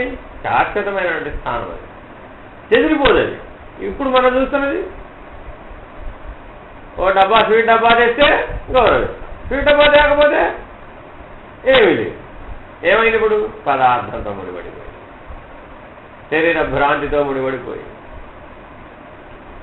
అర్థమైందా? కాబట్టి నిజమైనటువంటి గురువులు ఎవరో కూడాను ఎలా ఉండవు. నీ తనుమన ధనాలతో వాడికి ఏం పని? ఏం పని లేదు వాడికి. నువ్వు ఎంతసేపు ఏం కోరతాడు? నువ్వు రెక్తహస్తాలతో రావాలి, హృదయాన్ని తెరుచుకొని రావాలి, నీలో ఉన్నటువంటి జ్ఞానాన్ని నువ్వు తెలుసుకోవాలి, ఆ జ్ఞానస్వరూపుడు జీవించాలి. అప్పుడేమయ్యావు? నువ్వు ధరించబడ్డావు. అప్పుడు ఎటువంటి పరమాత్మని ఎట్లా గుర్తించావు? ఆ గురువుని ఎట్లా గుర్తించావు? నీ జీవితాన్ని ఎట్లా బాగుపరుచుకున్నావు? నీ జీవితం అంతా నడవడిక ఎట్లా మారింది? నీ స్వభావం ఎట్లా మారింది అనే దాన్ని బట్టి నీ గురువుని అంచనా వేస్తారు. అప్పుడేమైంది? ఓహో, ఇంతటి మార్పు తీసుకొచ్చిన మహానుభావుడు ఎవరో అతను చూడలే, నీ ద్వారా అతనిని మహానుభావుడిగా గుర్తించాడు. గురువు మహానుభావుడు ఎలా అయ్యాడు? అతన్ని ఆశ్రయించినటువంటి శిష్యులు ఉద్ధరించబడుతున్నారు. అతడు సశరీరా అశరీరా తర్వాత విషయం. అతన్ని ఆశ్రయించినటువంటి వాడు మార్పు చెందాడు జీవితంలో, ఆత్మానుసార జీవితాన్ని జీవిస్తున్నాడు, జ్ఞానంతో కూడినటువంటి జీవితాన్ని జీవిస్తున్నాడు. ఎవరికి ఇబ్బంది కలిగించాడు? తాను ఇబ్బంది పడడు. ఉత్తమమైనటువంటి జీవితాన్ని కలిగి ఉన్నాడు. దేని చేత బంధించబడకుండా ఉన్నాడు, పదార్థానికి లొంగకుండా ఉన్నాడు, విషయ చాపల్యానికి లొంగకుండా ఉన్నాడు. సమాజంలో ఉన్నతమైనటువంటి ఆదర్శప్రాయుడే ఉన్నాడు. మరి ఇప్పుడు ఏమయ్యాడు? అతను చూడగానే ఈ ప్రపంచం అంతా ఏమంది? ఓ ఫలానా వ్యక్తి మహానుభావుడి ప్రభావం చేత మా కుటుంబం అంతా మారిపోయిందండి. ఇదిగో ముందు ఆయన మారాడు, అదిగో ఆవిడ మారింది. ఆవిడ ప్రభావం చేత మేమంతా మారాం. మాకంటే కదండి ఆవిడ బాగా మారింది. ఒప్పుకుంటారు అప్పుడు. ఎవరి ప్రభావం? అదిగో ఆ మహానుభావుడు. నిజంగా వీళ్ళు ఏమైనా చేశారు? ఆయన దగ్గరికి వెళ్ళారా? ఏం చేయలే. కానీ మహానుభావుడు అని ఒప్పుకున్నావు. నీ పరిణామం, నీ మార్పును చూసి నిర్ణయించబడుతున్నాడు గురువు. కాబట్టి శిష్యుడిలో వచ్చినటువంటి జ్ఞాన బలం చేత గురువు గుర్తించబడుతున్నాడు. అంతేగాని గురువుకి నిజంగా గురువు అనే స్థితి ఉందే? ఉంటే ఏమైంది? నేను గురువుని అన్నాను, ఏమయ్యా? అల్లాహం వచ్చేసింది. నేను పరమాత్మ కంటే వేరైపోలే. అప్పుడు పరమాత్మ కంటే వేరైపోతే ఏమయ్యావు? మళ్ళా జీవుడిగా అయ్యావుగా. కాబట్టి ఈ ప్రపంచంలో బోధించేవారు ఎవరు కూడా నేను గురువుని అని చెప్పరు అని అనుకోడు కూడా అనుకోడు. కనీసం నేను సహాయం చేస్తున్నానని అనుకోడు. పరమాత్మ నా ద్వారా సహాయం చేస్తున్నాడు. ఎందుకని? అంతే కదా మరి. కాబట్టి అన్నిటికంటే పెద్ద సంఖ్య అది. ఎందుకని? ఎంతో మందికి చెబుతాడు, ఎంతో మందికి సహాయం జరుగుతుంది. ఎవరు సహాయం చేశారు? వాడిలో ఉన్న ఆత్మస్వరూపమే, వాడిలో ఉన్న పరమాత్మ స్వరూపమే. ఆ దృష్టితో చూసినప్పుడు సహాయం చేసేవాడెవడు, పొందినవాడెవడు? ఇద్దరు లేరు. మరి నేను చేశానంటే నా శిష్యుడండి అంటే ఏమైంది? రాలే, రాలేదా? కాబట్టి అట్లా ప్రవర్తించరు. అనుభవ జ్ఞానం కలిగిన వాళ్ళు ఎవరూ కూడా అలా ఎవరు ప్రవర్తించరు. గౌరవం, విశ్వాసం, అంతేగాని కృతజ్ఞత అదంతా శిష్యుడిది. అంతేగాని గురువు ఎక్కడా కూడా నేను ఇంత కష్టపడ్డానండి, ఇంత కష్టపడి వీడు విద్యకి నేర్పించానండి, ఏమైందప్పుడు? అహం రాలా. ఇంకా ఎటువంటి బంధం ఏంటంటే శిష్యుడైనా ఉద్ధరించబడతాడు కానీ ఆ గురువు అని, నేను గురువు అనేవాడు ఉద్ధరించబడు ఎప్పటికీ. ఎందుకని? అవి శాశ్వత సంఖ్యలు. ఎందుకనిట? ఇంకా దాంట్లో బయటకు వచ్చే అవకాశం లేదు. అది ఎంత బలీయమైన ముద్రయ్యా అంటే సృష్టి వినాశనం చెందినా కూడా వాడికి ఆ సంఖ్యలు ఉంటాయి. కల్పాంతం మహాప్రళయం వచ్చినా సరే వాడికి నేను గురువు అనే అహం పోదు. మిగిలిన వాళ్ళందరూ, వాడిని ఆశ్రయించిన వాళ్ళందరికీ పోవచ్చు కూడా, వాళ్ళందరూ ధరించబడవచ్చు. కానీ వీడు మాత్రం అక్కడే ఉంటాడు. కాబట్టి ఎవ్వరూ కూడా ఈ ప్రపంచంలో నేను గురువు అని ప్రతిపాదించరు. ఎందుకని? అందుకే చెప్పేది మేము గురువులం కాదమ్మా. అందరికీ ఈశ్వరుడే గురువు. ప్రపంచం మొత్తానికి, సృష్టి మొత్తానికి గురువు ఎవరు? ఈశ్వరుడే గురువు. ఈ సృష్టే గురువు. ఎందుకని? అదే బోధిస్తున్నది. పలు రూపాలలో బోధిస్తున్నది. జంతువుల రూపంలో బోధిస్తున్నది, పశుపక్షాదుల రూపంలో బోధిస్తున్నది, సృష్టి రూపంలో బోధిస్తున్నది, కొండ కూడా బోధిస్తున్నది. అవధూత గారికి 24 మంది గురువులు. ఎవరు? కొండ గురువు, సముద్రం గురువు, సూర్యుడు గురువు, చంద్రుడు గురువు. బోధించాలా? వాళ్ళు బోధిస్తున్నారు, చక్కగా బోధిస్తున్నారు.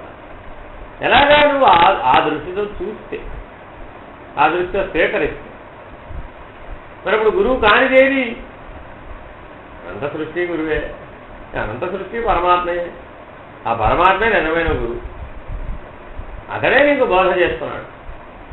మరి అనంత సృష్టి అతనిలోనే ఉన్నప్పుడు అందరూ అతని చేతిలో కీలుబొమ్మలే కదా, పనిముట్లే కదా.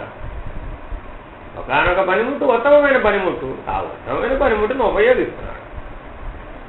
నీ పనిముట్టు కొంచెం అధమమైన పనిముట్టు, కొంచెం తుప్పు పట్టింది. దాన్ని బాగు చేస్తే అది కూడా ఉత్తమమైన పనిముట్టే. పనిముట్టులో ఏమైనా భేదం ఉందా? ఏం భేదం లేదు. కాబట్టి గురువు ఎప్పుడు శిష్యుల ఎడల కానీ, శిష్యులు గురువు పట్ల కానీ ఏ భేదభావం పాటించరాదు. ఎందుకని? భేదభావం పాటిస్తే ఏమవుతావు? మళ్ళా జీవుడు ఈశ్వరుడు వేరైపోయాడు, మళ్ళా జ్ఞానం వచ్చేస్తుంది. కాబట్టి ఏం చెబుతున్నాడు? నాయనా, నీ హృదయ స్థానంలో ఆ పరమాత్మను ప్రతిష్ఠించు, ఆ గురువును ప్రతిష్ఠించు. అప్పుడు ఏమయ్యావు? నువ్వు ఆ పరమాత్మ ఒకటైపోయావు.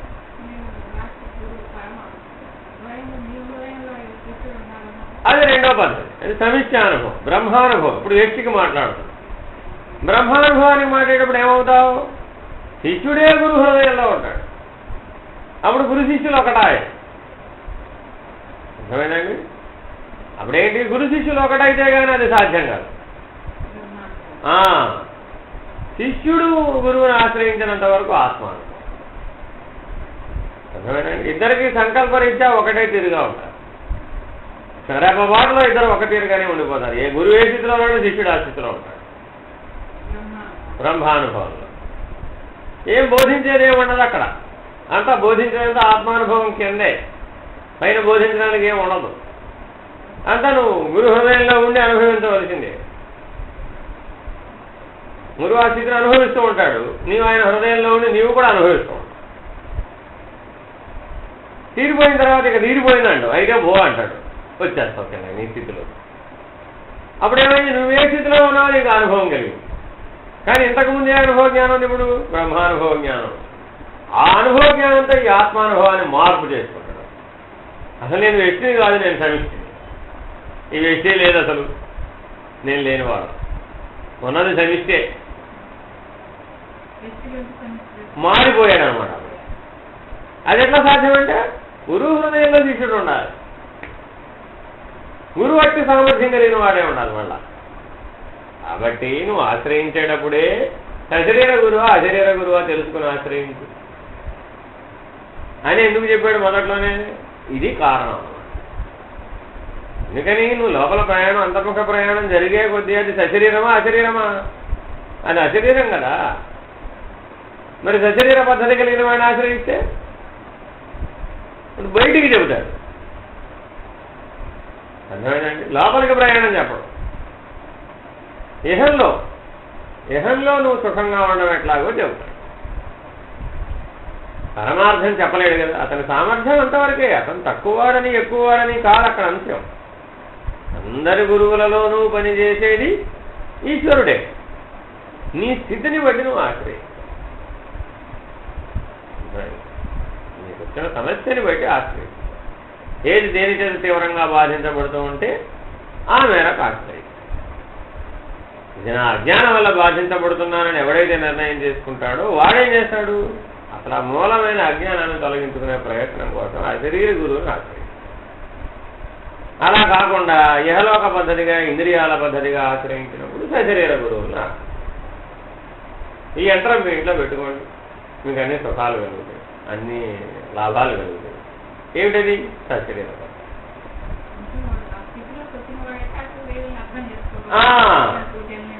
కరెక్టే. కానీ ఏమవుతుందంటే ఏం చెప్తున్నాడు అప్పుడు కూడా? నాయనా నువ్వు ఆత్మవిచారణ చెప్పి వాళ్ళు కూడా ఏం చేయాలంటే సశరీర పద్ధతి వాళ్ళు కూడా ఇది లక్ష్యం కాదు, నీకు లక్ష్యం అది అని చెప్పి ఈ స్వాంతన కలిగించేవాడు. ఇది స్వాంతన మాత్రమే, ఉపశమనం మాత్రమే, తాత్కాలిక ఉపశమనం మాత్రమే అని చెప్పాలి నువ్వు. కానీ అక్కడ చెప్పిస్తున్నావా అని చెప్పి ఇవ్వటల్లా. అది చెప్పిపోయేప్పుడు ఏమైపోయాడు? అక్కడే చూసిపోయాడు. ఆ జ్ఞానమే సత్యంగా ఉండిపోతాడు. కాబట్టి నువ్వు కూడా ఎవరికైనా చెప్పేటప్పుడు వాడు ఇహలోక విషయం అడిగాడే అనుకో, అప్పుడు ఏం చేయాలట? ముందు వేదాంత వాక్యాలు, ఆత్మవిచారణకు సంబంధించిన వాక్యాలు చెప్పి, లక్ష్యం గురించి చెప్పి, ఇప్పుడు నీ సమస్యకు ఉపశమన మార్గం ఎట్లాగా? ఇదిగో ఈ మందు వేసుకో, ఇదిగో ఈ మంత్రం చదువుకో, ఇదిగో ఈ జపం చెయ్యి, ఇదిగో ఈ శ్వాస మీద ధ్యాస పెట్టు. ఇవన్నీ ఉపశమన మార్గాలు, సాధనలు అన్నమాట ఇవన్నీ కూడా. కానీ ఏ లక్ష్య నిమిత్తం? ఆ లక్ష్యంతో చేస్తేనే. నువ్వు రోజు విభూతి ధరించవయ్యా, నీ కష్టాలన్నీ తొలగిపోతాయి అన్నావే అనుకో, ఏమయ్యాడు అప్పుడు వాడు? ఏం చేస్తాడు?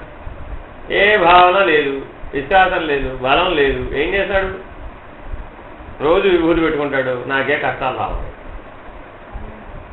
కొంతకాలం అంధవిశ్వాసం అయిపోతాడు. అంధవిశ్వాసం ఫలించదు కదా, విచారణ లేదు కదా, వివేకం లేదు కదా, సమోగుణ ప్రభావం కదా, అజ్ఞానంతో చేసేది. ఏమైనప్పుడు వ్యతిరేక ఫలితాలు. ఇప్పుడు ఉన్న విశ్వాసం కూడా పోయి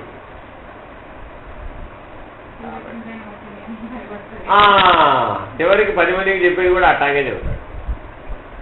అర్థమేనండి? అందువల్ల ఎప్పుడూ కూడా దీన్ని ఇలా తెలుసుకోకూడదు ఆయన. ఇలాగా నీ మనసు ఎట్లా అయితే ఇట్లా అనేకమైపోతుందో, ఈ జడ వస్తువు అనేకంలో ఎట్లా ప్రతిబింబించి అనేకమైపోతుందో, అది చైతన్యం ఎప్పుడవుతున్నది? ప్రజ్ఞ యొక్క ప్రవేశం చేత జరుగుతుంది. కాబట్టి సత్యాన్ని తెలుసుకో. నీవే సత్యస్వరూపుడు, నీవు పరమాత్మ స్వరూపుడు, నీవు ఆత్మస్వరూపుడు, నీవు ప్రజ్ఞాస్వరూపుడు, నీవు జ్ఞానస్వరూపుడు, నీవు అప్రమేయుడు, అపరిమితుడవు, భావనా గంభీరుడవు, భావనాతీతుడవు, బుద్ధికతీతుడవు, ఇంద్రియాతీతుడవు, ఇంద్రియాలకు అగోచరమైనటువంటి వాడు. ఇవన్నీ ఎవరి పేరు? నీ పేరు, నీ లక్షణాలే. ఈ లక్షణాలతో జీవించు. ఏమైనప్పుడు నువ్వే పరమాత్మ. నేను నాకు పరమాత్మగా ఎట్టి భేదం లేదు. ఎందుకని? పరమాత్మ లక్షణాలతోనే నేను జీవిస్తున్నాను కాబట్టి. అప్పుడు రెప్పపాటు పక్కకి జరగనిస్తుందా? జరగనవు. ఒకవేళ నువ్వు జరిగినా ప్రపంచం జరగనిస్తుందా? నేను జరగను. వెంటనే నీ పక్క నిలబడి నువ్వు అన్నావుగా, నువ్వు పరమాత్మ స్వరూపుడు అన్నావుగా, అందరూ సమానమైన అన్నావుగా, నువ్వు ఇక్కడ తేడాగా చెప్తున్నావేమిటి? ప్రకృతి ఇప్పుడు ఏం చేసింది? ప్రతి నిమిషము నీ పక్కనే ఉంటుంది. వాడన్నాడు అనుకోకూడదు, ఆహా ప్రకృతి నా పక్కనే ఉంది. వెంటనే నిరూపిస్తోంది. నీ సాధనలో నుంచి నువ్వు బయటకు వచ్చావు, నీ నియమంలో నుంచి నువ్వు బయటకు వచ్చావు. ఇటు వస్తావా అటు పోతావా తెలుసుకో అడుగుతోంది. పరీక్ష, ప్రతి రెప్పపాటు పరీక్ష. ఇక సాధకుడు వాడు కదా లక్ష్యంలో నిలబడి ఉండేది. ఎందుకని? ఎవడు చెప్పాడనే దాంతో ఏం పరిణామం పెట్టుకోడు. ఓహో వెంటనే నాకు గుర్తు చేసింది. పూర్వ అభ్యాస బలం చేత, అజ్ఞాన బలం చేత, వాసనా బలం చేత పొరపాటు పడ్డాను, తప్పులేదు అందులో ఏమి. వెంటనే ఏం చేసింది? ప్రకృతికి వెంటనే గుర్తు చేసింది. ఈ సృష్టి గుర్తు చేసింది. సృష్టి రూపంలో ఉన్న పరమాత్మ గుర్తు చేస్తున్నాడు. నాయన లక్ష్యంలోంచి జారిపోతున్నావు, జాగ్రత్త, వెళ్ళిపో, పడిపోమాగా. సృష్టి రూపంలో ఉన్న పరమాత్మే గురువు బోధిస్తున్నాడు. ఇప్పుడు అలా స్వీకరిస్తే ఏమైంది? అద్భుతం కదా. ఎలా సృష్టించాడు ఈ పరమాత్మ, ఇంత అద్భుతమైనటువంటి సృష్టి. ఒక్క రెప్పపాటు కూడా నన్ను పడనివ్వకుండా ఎలా కాపాడుకొస్తున్నాడు.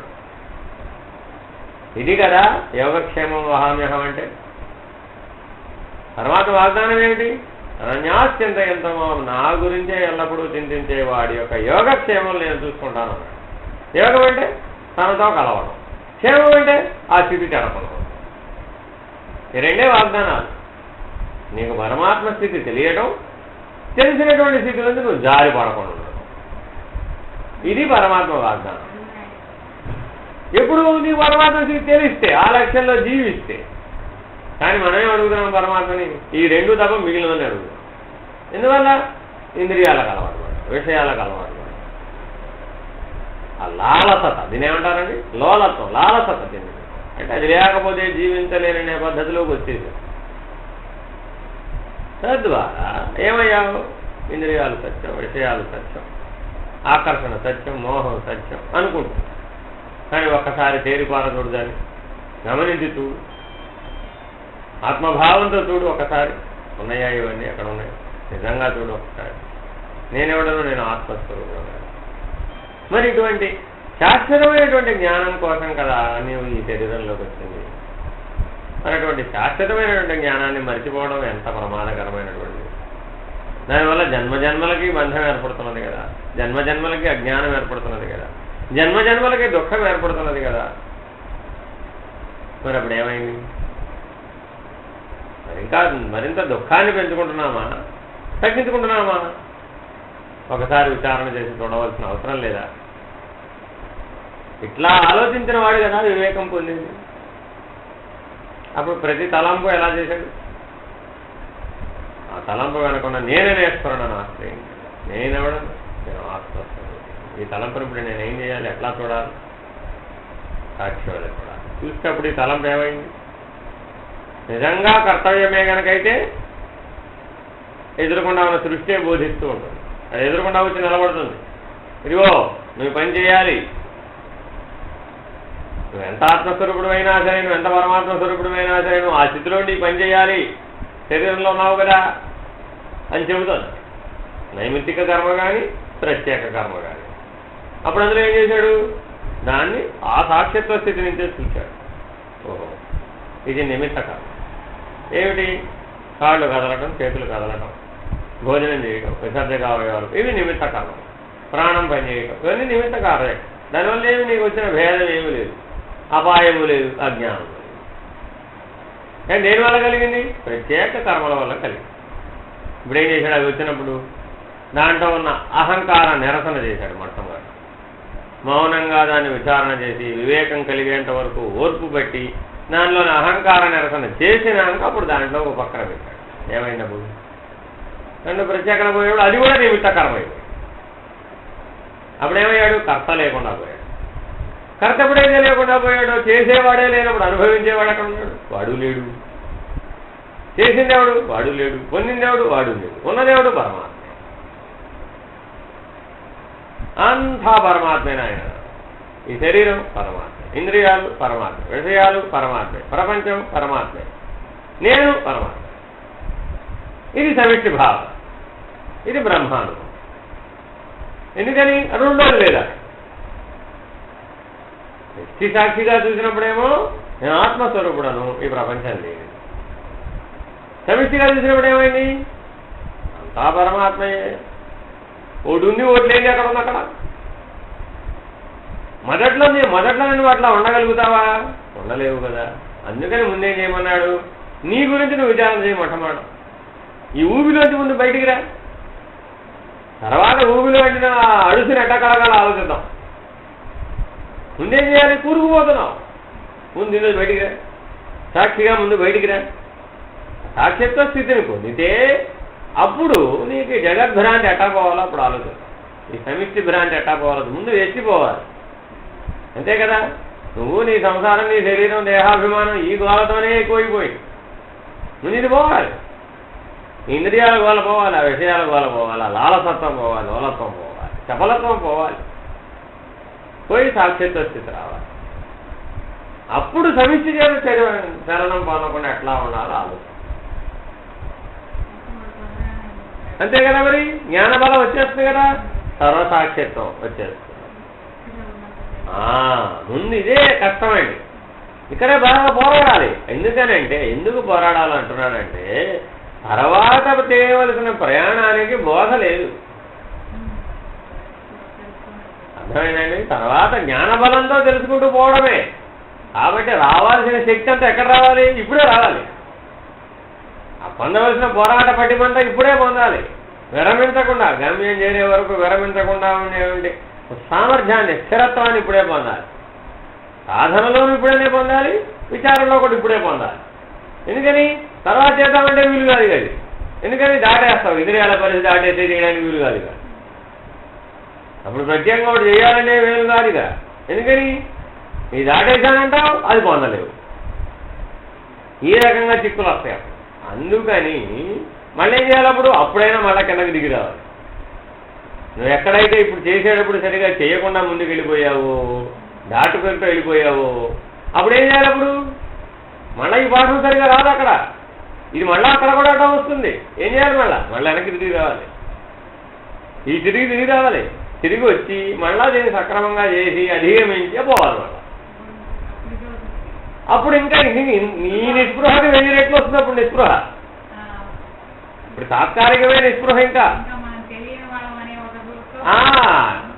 అప్పుడేమైంది? తెలిసిన వాళ్ళల్లో తెలియని వాడు అవుతావు. అసలు ఇంకేమిటి? తెలిసిన వాళ్ళలో తెలియని వాడంటే అప్పుడు సృష్టి ఊరుకోదు. నిన్ను నిరంతరాయంగా నీ వెనకాల పడుతుంది. ఇప్పుడు వదిలేసింది నిన్ను. ఎందుకని? అజ్ఞానం చిన్నవాడు వదిలేసింది. నిన్ను ఎప్పుడు పడితే అప్పుడు హెచ్చరించదు. అప్పుడు అట్లా ఉండదు. ప్రతి నిమిషం నీ వెనక పడుతుంది. నువ్వు సరి చేసేదాకా నేను వదిలిపెడదు. లేదంటావా? అంతా మర్చిపోయి మళ్ళీ పాత స్థితికి రామని మొత్తం దుకాణం మూసేయి.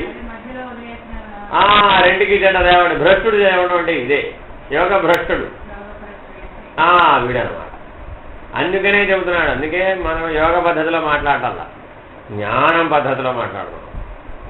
ఇక్కడ అందుకని దాటేయటం ఏమీ ఉండదు. ప్రతిదీ స్పష్టంగా నిర్వహించబడుతుంది, ప్రతిదీ వివరించబడుతుంది, ప్రతిదీ మార్గదర్శకత్వం ఇవ్వబడుతుంది, ప్రతిదీ పర్యవేక్షించబడుతుంది. నువ్వు తప్పటడుగు వేసే అవకాశం మొదటి నుంచే ఇవ్వవు. ఎందుకని అట్లా వెళితేనే క్రమంగా వెళతావు. క్రమ విచారణ, క్రమ సాధన అన్నింట్లో స్థిరంగా వెళ్ళాలి. ఎప్పుడు గమనిస్తూనే ఉంటాడు. ఎందుకని లేకపోతే నేను ఎట్టా పట్టుకుంటాడు? నువ్వు వెళుతూ ఉంటావు, వస్తూ ఉంటావు, పోతూ ఉంటావు, వస్తూ ఉంటావు, ఇక్కడ ఉండవు కదా. నువ్వు ఎక్కడున్నా నిన్ను పట్టుకోవాలి నేను. నువ్వేం మార్పు చెందుతున్నావు, నీ పరిణామం ఏమొస్తుందో, నువ్వు ఎలా పరిణామం చెందుతున్నావు నిన్ను గమనిస్తూ ఉండాలి నేను. ఎందుకని గమనించకపోతే నీకు పాఠ పెట్టి చెప్పాలి. నువ్వు నాతో పాటు కలిసి జీవించడం లేదు, కానీ నీ హృదయ స్థానంలో కలిసి జీవిస్తున్నావు. పరమాత్మతో సాహచర్యం ఎక్కడుంది నీకు? హృదయ స్థానంలో ఉంది. అట్లాగే గురువుతో కూడా సాహచర్యం హృదయ స్థానంలోనే ఉంది. వాడెక్కడికి పోడు, అది శాశ్వత స్థానం. కాబట్టి నిన్ను ఆ స్థానం నుంచే గమనిస్తూ ఉంటాడు. నువ్వు ఇంద్రియాల పరిధిలో ఎట్లా ప్రవర్తిస్తున్నావు అనేది అక్కడికి తెలిసిపోతూ ఉంటుంది. ఎందువల్ల వస్తావు, నీకు అజ్ఞానం బలపడిందా జ్ఞానం బలపడిందా ప్రతిసారి చూస్తూ ఉంటాడు. పోయినసారి వచ్చావు, అప్పటికిప్పటికి ఏం మార్పు వచ్చింది? జ్ఞానంలో బలపడ్డావా అజ్ఞానంలో బలపడ్డావా? ఇలా చూస్తాడు. నువ్వు అంతరంగంలో ప్రయాణం, అంతర్ముఖ ప్రయాణానికి సిద్ధపడుతున్నావా బాహిర్ముఖానికి పడుతున్నావా? నీ మార్పు ఎలా వచ్చిందనే దాన్ని పరీక్షిస్తాడు. అట్లా చూస్తూ చెబుతాడు. చెప్పడం వేరు, బోధించడం వేరు, సంకల్ప శక్తితో సహాయం చేయడం వేరు.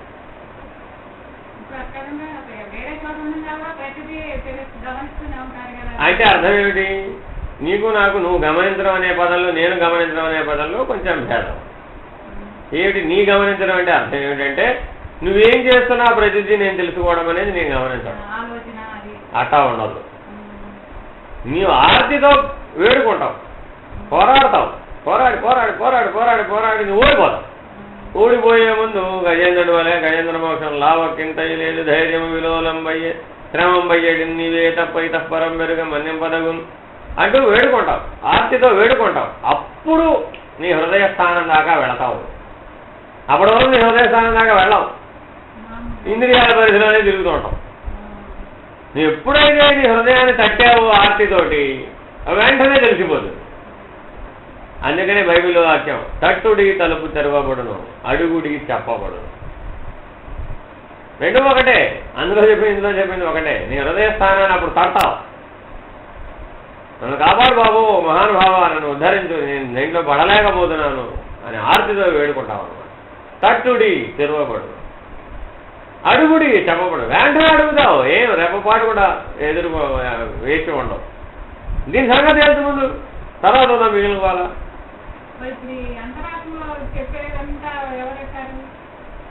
నీకు ఇంకా కొంచెం దాంట్లో పరిణామం రావాలి, వస్తుంది, కంగారు పడదు.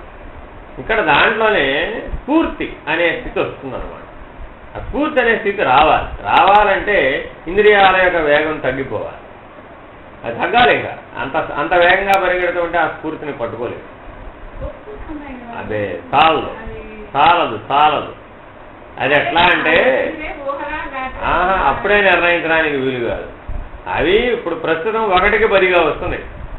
ఈ 1కి 10 అంతా పోతుంది, పోయి ఒక్కటిగా మిగిలిపోతుంది. ఆ స్ఫూర్తి ఎట్లా ఉంటుందంటే ఒక ఆదేశం వలె ఉంటుంది.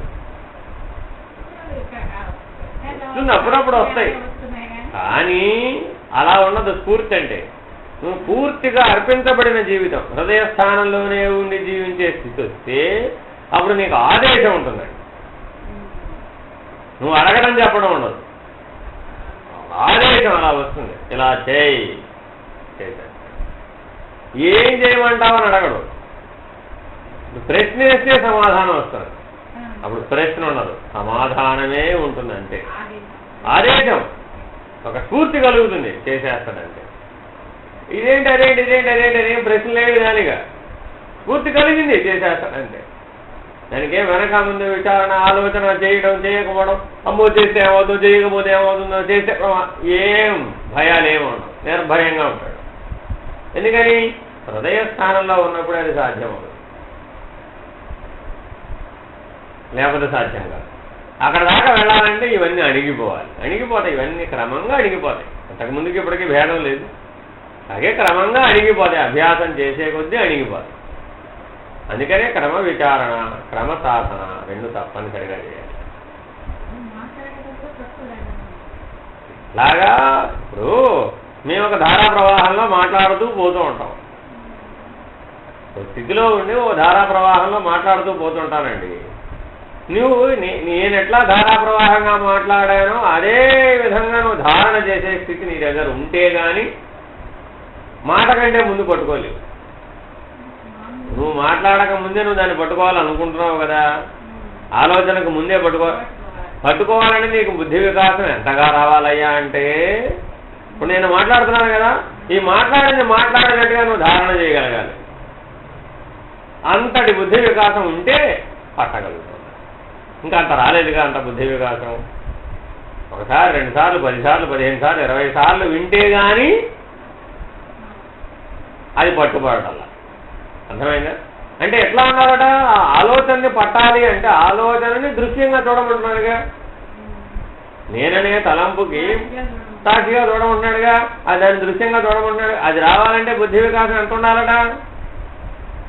గురువు చెప్పినట్టుగా ధారణ చేయగలిగే సామర్థ్యం ఉండాలంట. మళ్ళీ తిరిగి ప్రశ్నించకుండా, అడగకుండా. అంతటి బుద్ధి వికాసం కలిగిన వాడిని అంటే సత్శిష్యుడు అంటే వాడనమాట. రెండోసారి అడగడు. గురువు రెండోసారి చెప్పేమని ఉండదు, ఒకసారే చెప్తాడు. ఒక ప్రవాహం వేగంలో చెబుతాడు. అది కూడా చెప్పినట్టుగా ధారణ చేస్తాడు, చెప్పినట్టుగా అమలు చేసేస్తాడు. అంటే ఇప్పుడు ఏమేమి దాటేశాడు? శ్రవణ మనన నిధి 3 స్థితులు దాటేశాడు. ఎప్పుడు అదే ధ్యాసలో ఉంటాడు అన్నమాట. 4వ స్థితిలోనే ఎల్లప్పుడూ జీవించగలిగే వాడికి అది సాధ్యం. ఇప్పుడు మీరే స్థితిలో ఉన్నారు? శ్రవణ మననాల దగ్గర ఉన్నారు. బలపడుతుంది అది. నువ్వు క్రమంగా అభ్యాసం చేసే కొద్దీ శ్రవణం మననం అవలా ఇప్పుడు అయిందిగా. దానంతరం అదే తిరుగుతుందిగా, దానంతరం అదే పనిచేస్తుందిగా. ఒకప్పుడు ఏమైంది? అది లేదు, వినేదాన్ని వెళ్ళిపోయేది. ఇప్పుడు ఏమైంది? వినగా వినగా వినగా వినగా వినగా ప్రయత్నం చేయగా చేయగా చేయగా అదే తిరుగుతోంది. ఇప్పుడు నీ ప్రయత్నం లేకుండా తిరిగేస్తున్నాయి, నీ ప్రయత్నం లేకుండా నేను అమడపడుతున్నాయి, నీ ప్రయత్నం లేకుండా నేను ప్రశ్నలు వేస్తున్నాయి, నీ ప్రయత్నం లేకుండా సమాధానాలు చెబుతున్నాయి, నీ ప్రయత్నం లేకుండా ఆ బుద్ధిలో ఆ వాక్యాలు గిరగిరగిరగిర తిరిగిపోతుంది. మననం జరిగిపోతుంది అది. ఎందుకని? అలా ప్రయత్నం చేస్తూ ఉండగా ఉండగా బలపడిపోతుంది. కొంతకాలం అయ్యేప్పటికేమైంది? నిర్ణయాలు వచ్చేస్తాయి బయటికి. నిర్ణయ బలంతో చేసేస్తాం, అప్పుడు నిధి అయిపోతుంది. ఇంకా ప్రశ్నలు ఉండవు, నిర్ణయాలే ఉంటాయి, చేసేయడమే అంతే. ధ్యాస ఇంకా అప్పుడు అది కూడా ఉండదు, ఆ స్థితిలో ఉండి చేసేస్తానంటే. నేను ప్రశ్నించే నిర్ణయం పొందాల్సిన పని కూడా ఉండదు, ఆ స్థితిలో ఉంటాడు, చేసేస్తాడంటే. స్ఫూర్తి రాగానే చేసేస్తాడంటే అది అప్పుడు సమాధానమే ఉంటుంది. శ్రద్ధ సమాధానం ఎందులో ఇవి? సాధన చతుష్టయ సంపత్తిలో. అందుకని మీకు మొన్న ఏం చెప్పాను? నిత్యానిత్య వస్తువు వివేకం, హేమతార్థ ఫలభోగ విరాగం, సమాధి శక్త సంపత్తి.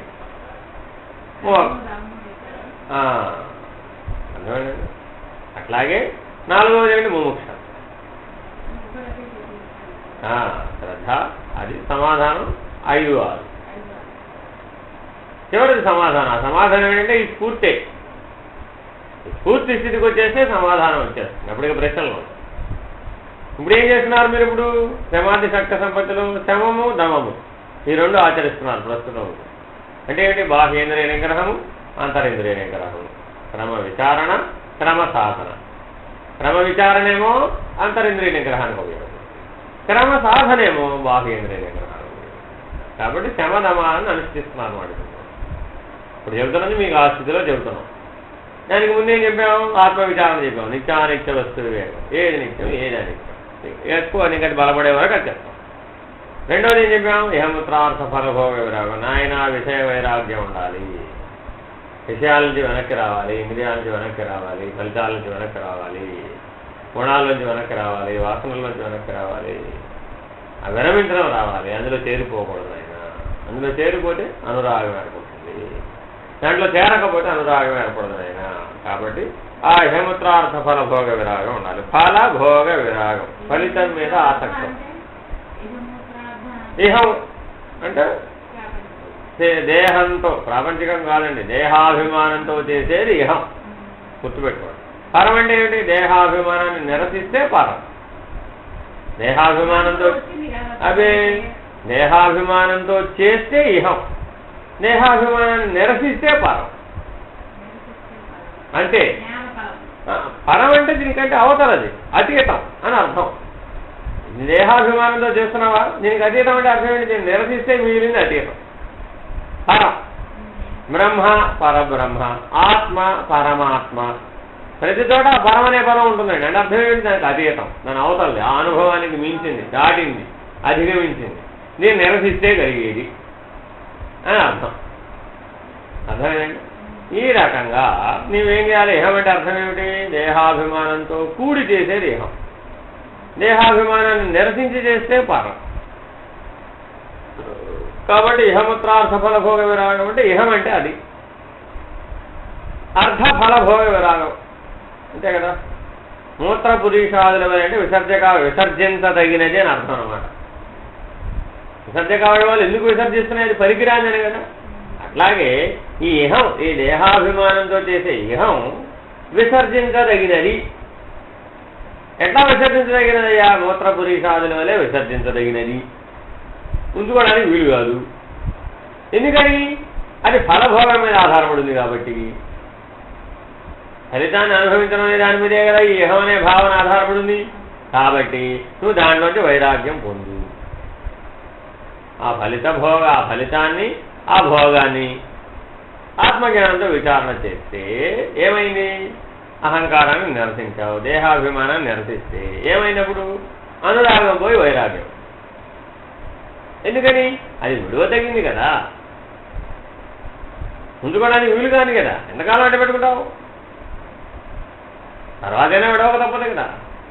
ఈ సత్యం తెలుసుకుని దాన్ని అనురాగంతో చూడకుండా, అందులో చేరకుండా, సంగత్వ దోషాన్ని పొందకుండా, సంగత్వం అంటే కలిసిపోవడం, అలా కలవకుండా విడిగా ఉండే ప్రయత్నం చేయి. గమనించు, సాక్షిగా ఉండు, వైరాగ్య భావాన్ని పొందు. ఆ వైరాగ్య బలం చేత జ్ఞానం పొందు.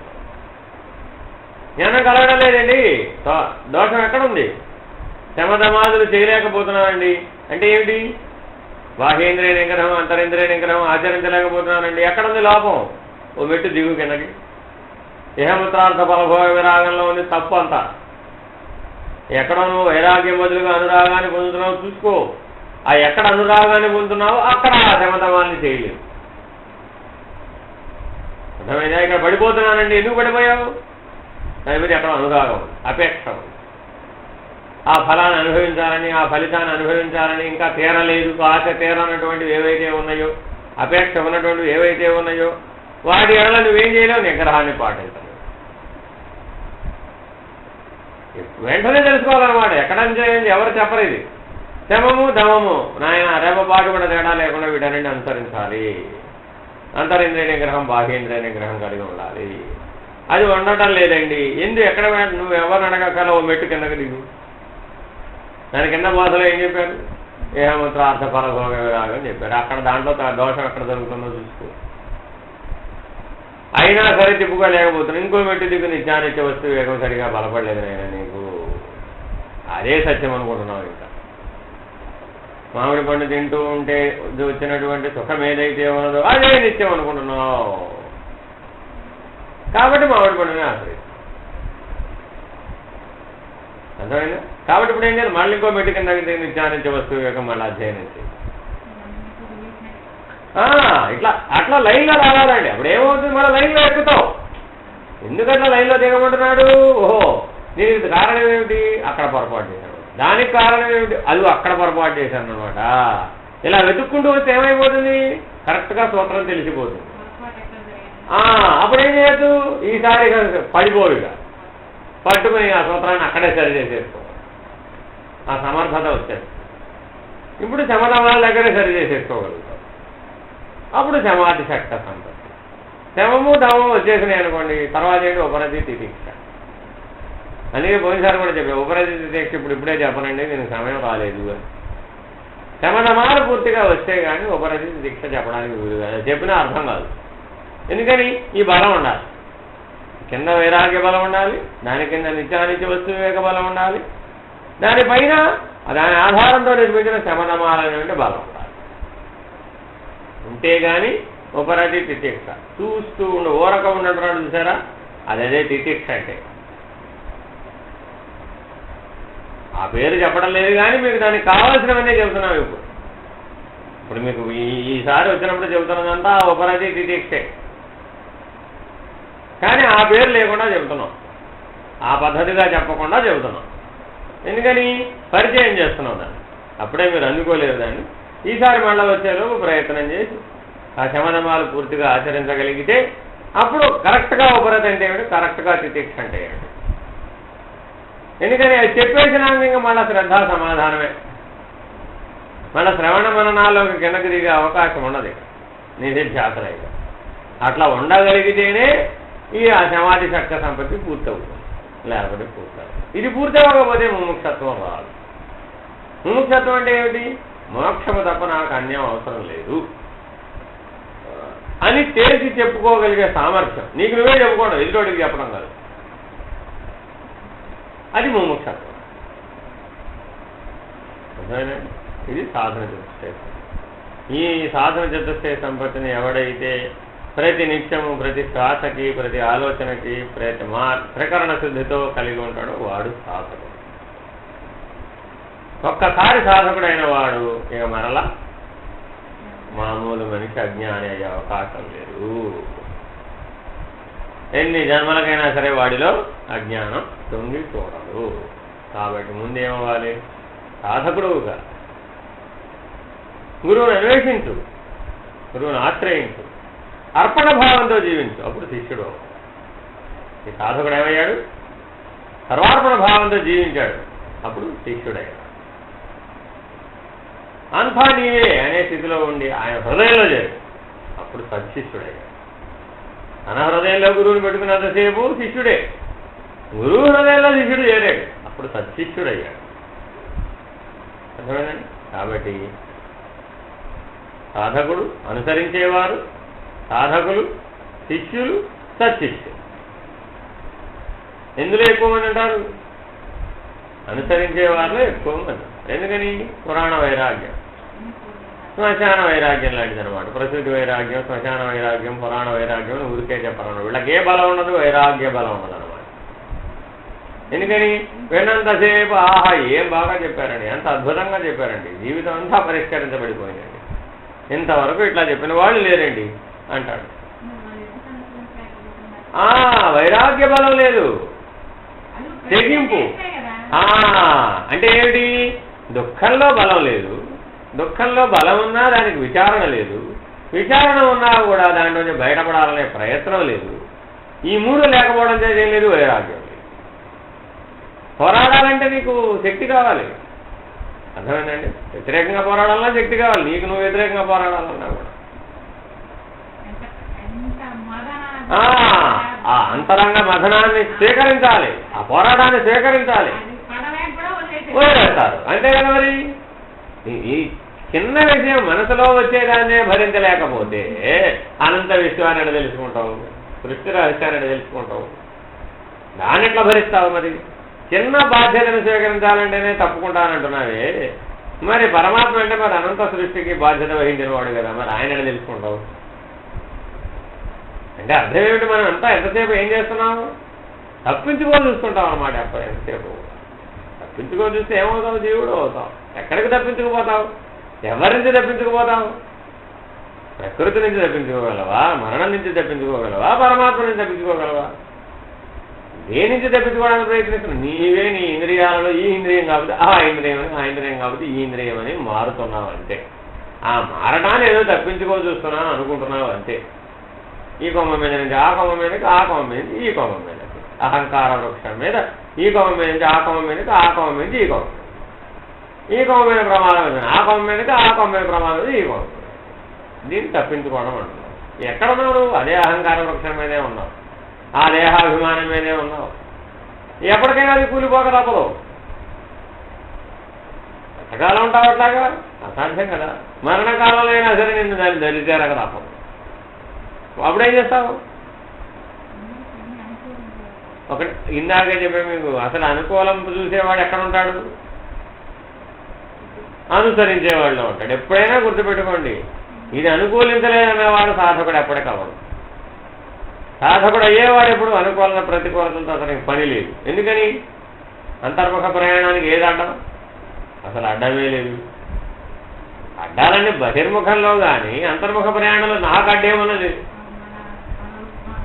స్వస్వరూపానికి కదా నువ్వు ప్రయాణం చేస్తుంది, నీకు అడ్డమేమో అసలు ఆపగలిగేవాడేవాడు? అసాధ్యం కదా. అంటే అప్పుడు ఎక్కడ ఉన్నావు? అనుసరించే వాళ్ళలో ఉన్నావు. సాధకుడు ఆ సాధన చతుష్టయ సంపత్తిని స్వీకరించలే, దాంతో జీవించడం లేదు. ఈ సాధన చతుష్టయ సంపత్తితో జీవించు. నిన్ను అడ్డగలిగేవాడెవడు? ఆటంకం ఎక్కడొచ్చింది? బహిర్ముఖంలోనా అంతర్ముఖంలోనా?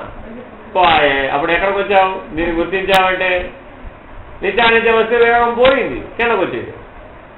ఇట్లా చూసుకోవాలి. అక్కడ ఆటంకం అని అనుకున్నావు, భావన కలిగింది. వెంటనే ఏమైనప్పుడు ఓ నిత్యానిత్య వస్తు వేగం పోయింది కదా, దేహం శాశ్వతం అని అనుకుంటున్నాను కదా. అధిగమించాలంటే ఇట్లా ఆలోచించాలి. అధిగమించాలంటే నిన్నెవరో తీసుకెళ్ళి అక్కడ పైన పడేయరు. ఏం చేయాలట నువ్వు? అది ఆటంకం అనే భావన కలిగిందండి. అప్పుడేం చేయాలి?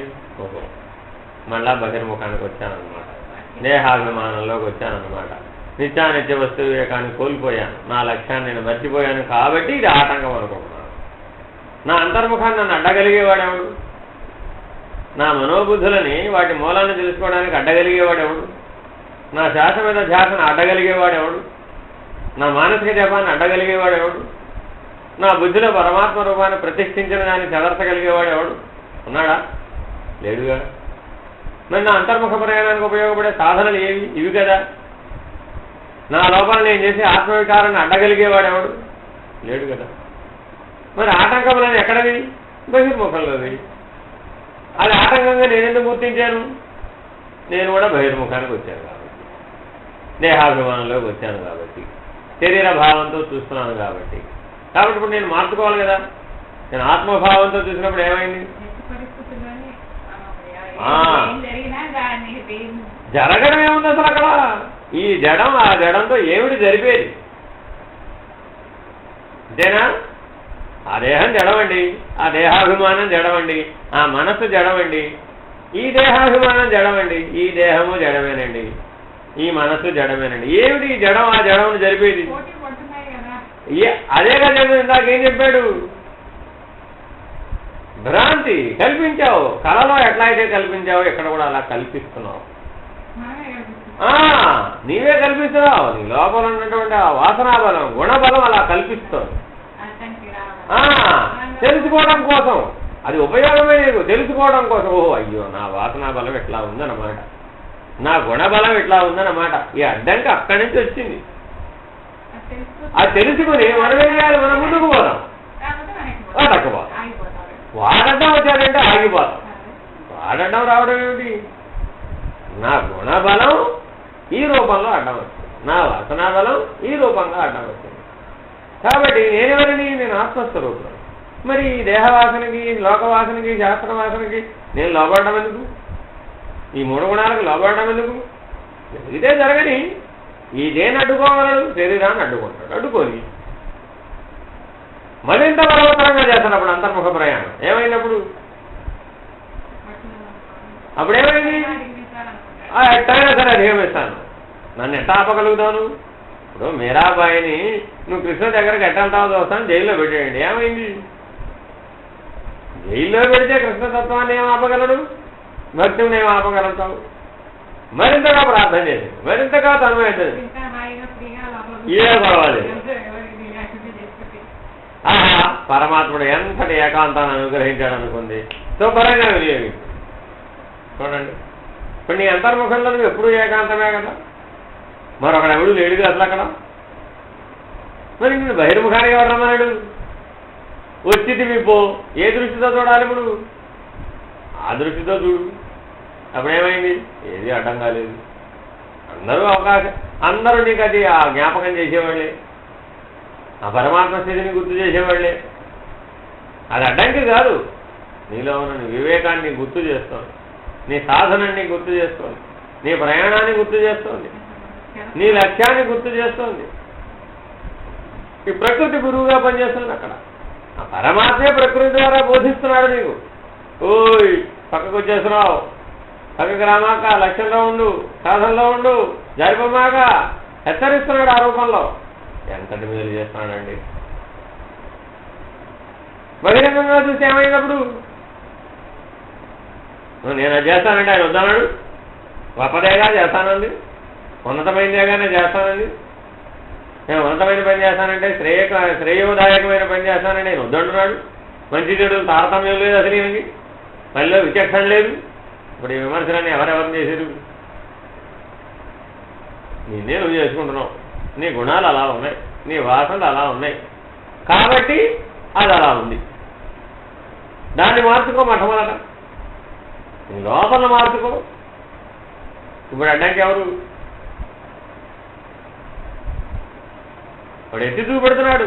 పరమాత్మ సృష్టి రూపంలో, ప్రకృతి రూపంలో నీలో ఉన్నటువంటి సమస్యలని, అంతర్ముఖ ప్రయాణంలో ఉన్నటువంటి సమస్యలని నీకు ఎత్తి చూపెడుతున్నాడు. ఇట్లా అర్థం చేసుకుంటే తట్టుకుంటావు.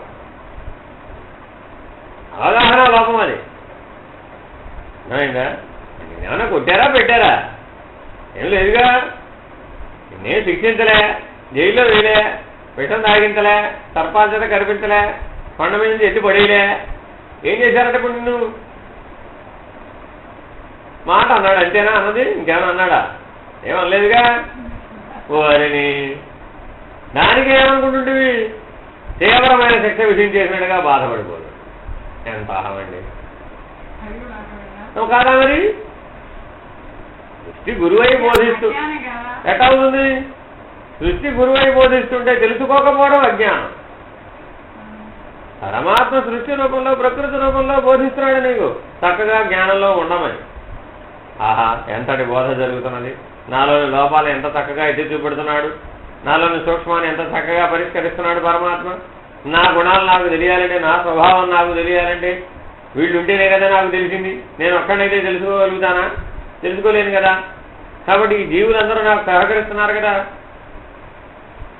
నాలో ఉన్నటువంటి నేనుని, ఆ నేనుకి, యథార్థ నేనుకి, ఈ ఇంద్రియాలకి మధ్యలో ఎందుకు ఇలా ఏర్పడ్డానో ఎవరెత్తి చూపెడుతున్నారు? వీళ్ళందరూ సహకరిస్తేనే కదా నాకు తెలిసింది.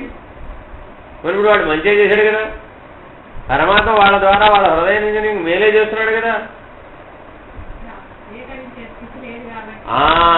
అంటే ఇట్లా అవగాహన చేసుకోవడం లేదు.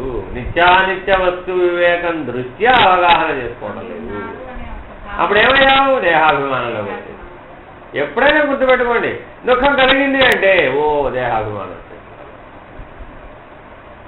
వేరే ఏం లేదు దానికి. దుఃఖం కలిగిందంటే ఖచ్చితంగా దేహాభిమానం కలిగినట్లే, అజ్ఞానం వచ్చేసినట్లే, నిత్యానిత్య వస్తు వివేకం కోల్పోయినట్లే, సాధకుడు కానట్లే.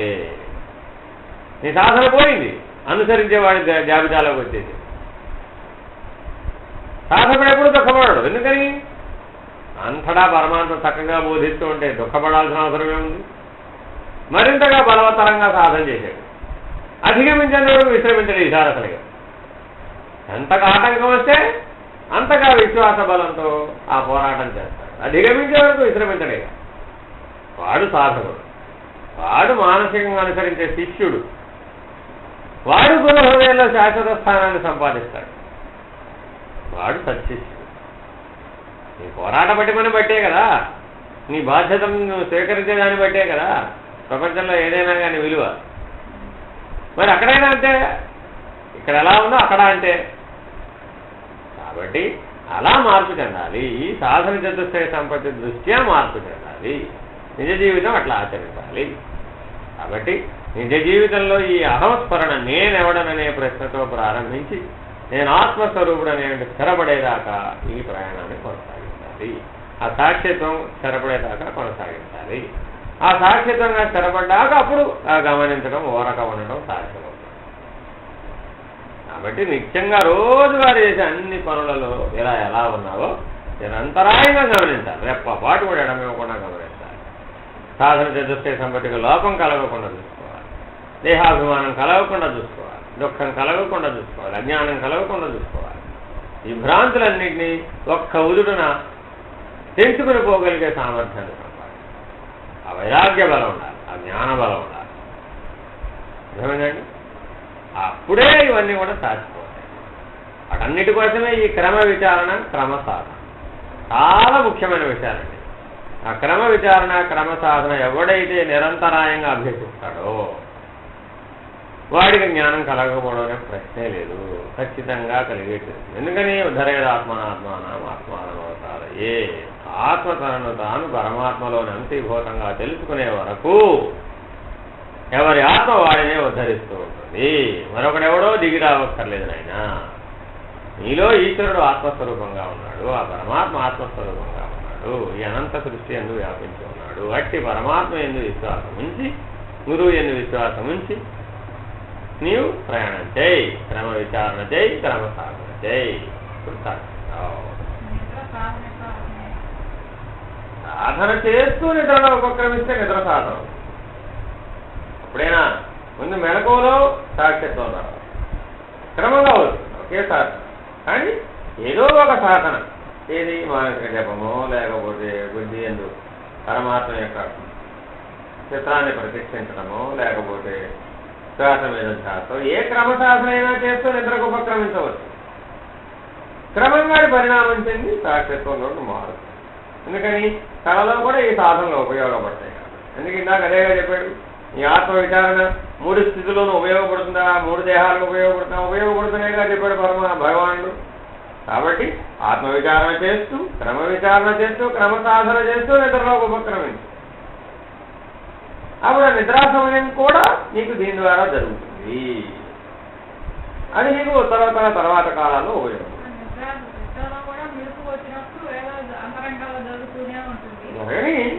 ఏం పోయింది, జరగాలి. అట్లా జరుగుతూనే ఉండాలి. అట్లా జరిగితేనే బలపడుతుంది, లేకపోతే బలపడుతుంది. ఎక్కువ బలంగా ఉంటుంది. ఎందుకని ఇతరత్ర బలాలు ఉండవు. అప్పుడు బహిర్ముఖానికి సంబంధించిన బలములు ఉండవు కదా. ఇంద్రియ విషయాలు బలహీనపడిపోయింటాయి, సూక్ష్మంగానేగా పనిచేస్తుంది, స్థూలం పెద్దగా పనిచేయదు. అందువల్ల సహజంగా శక్తివంతంగా ఉంటుంది. సాయిరా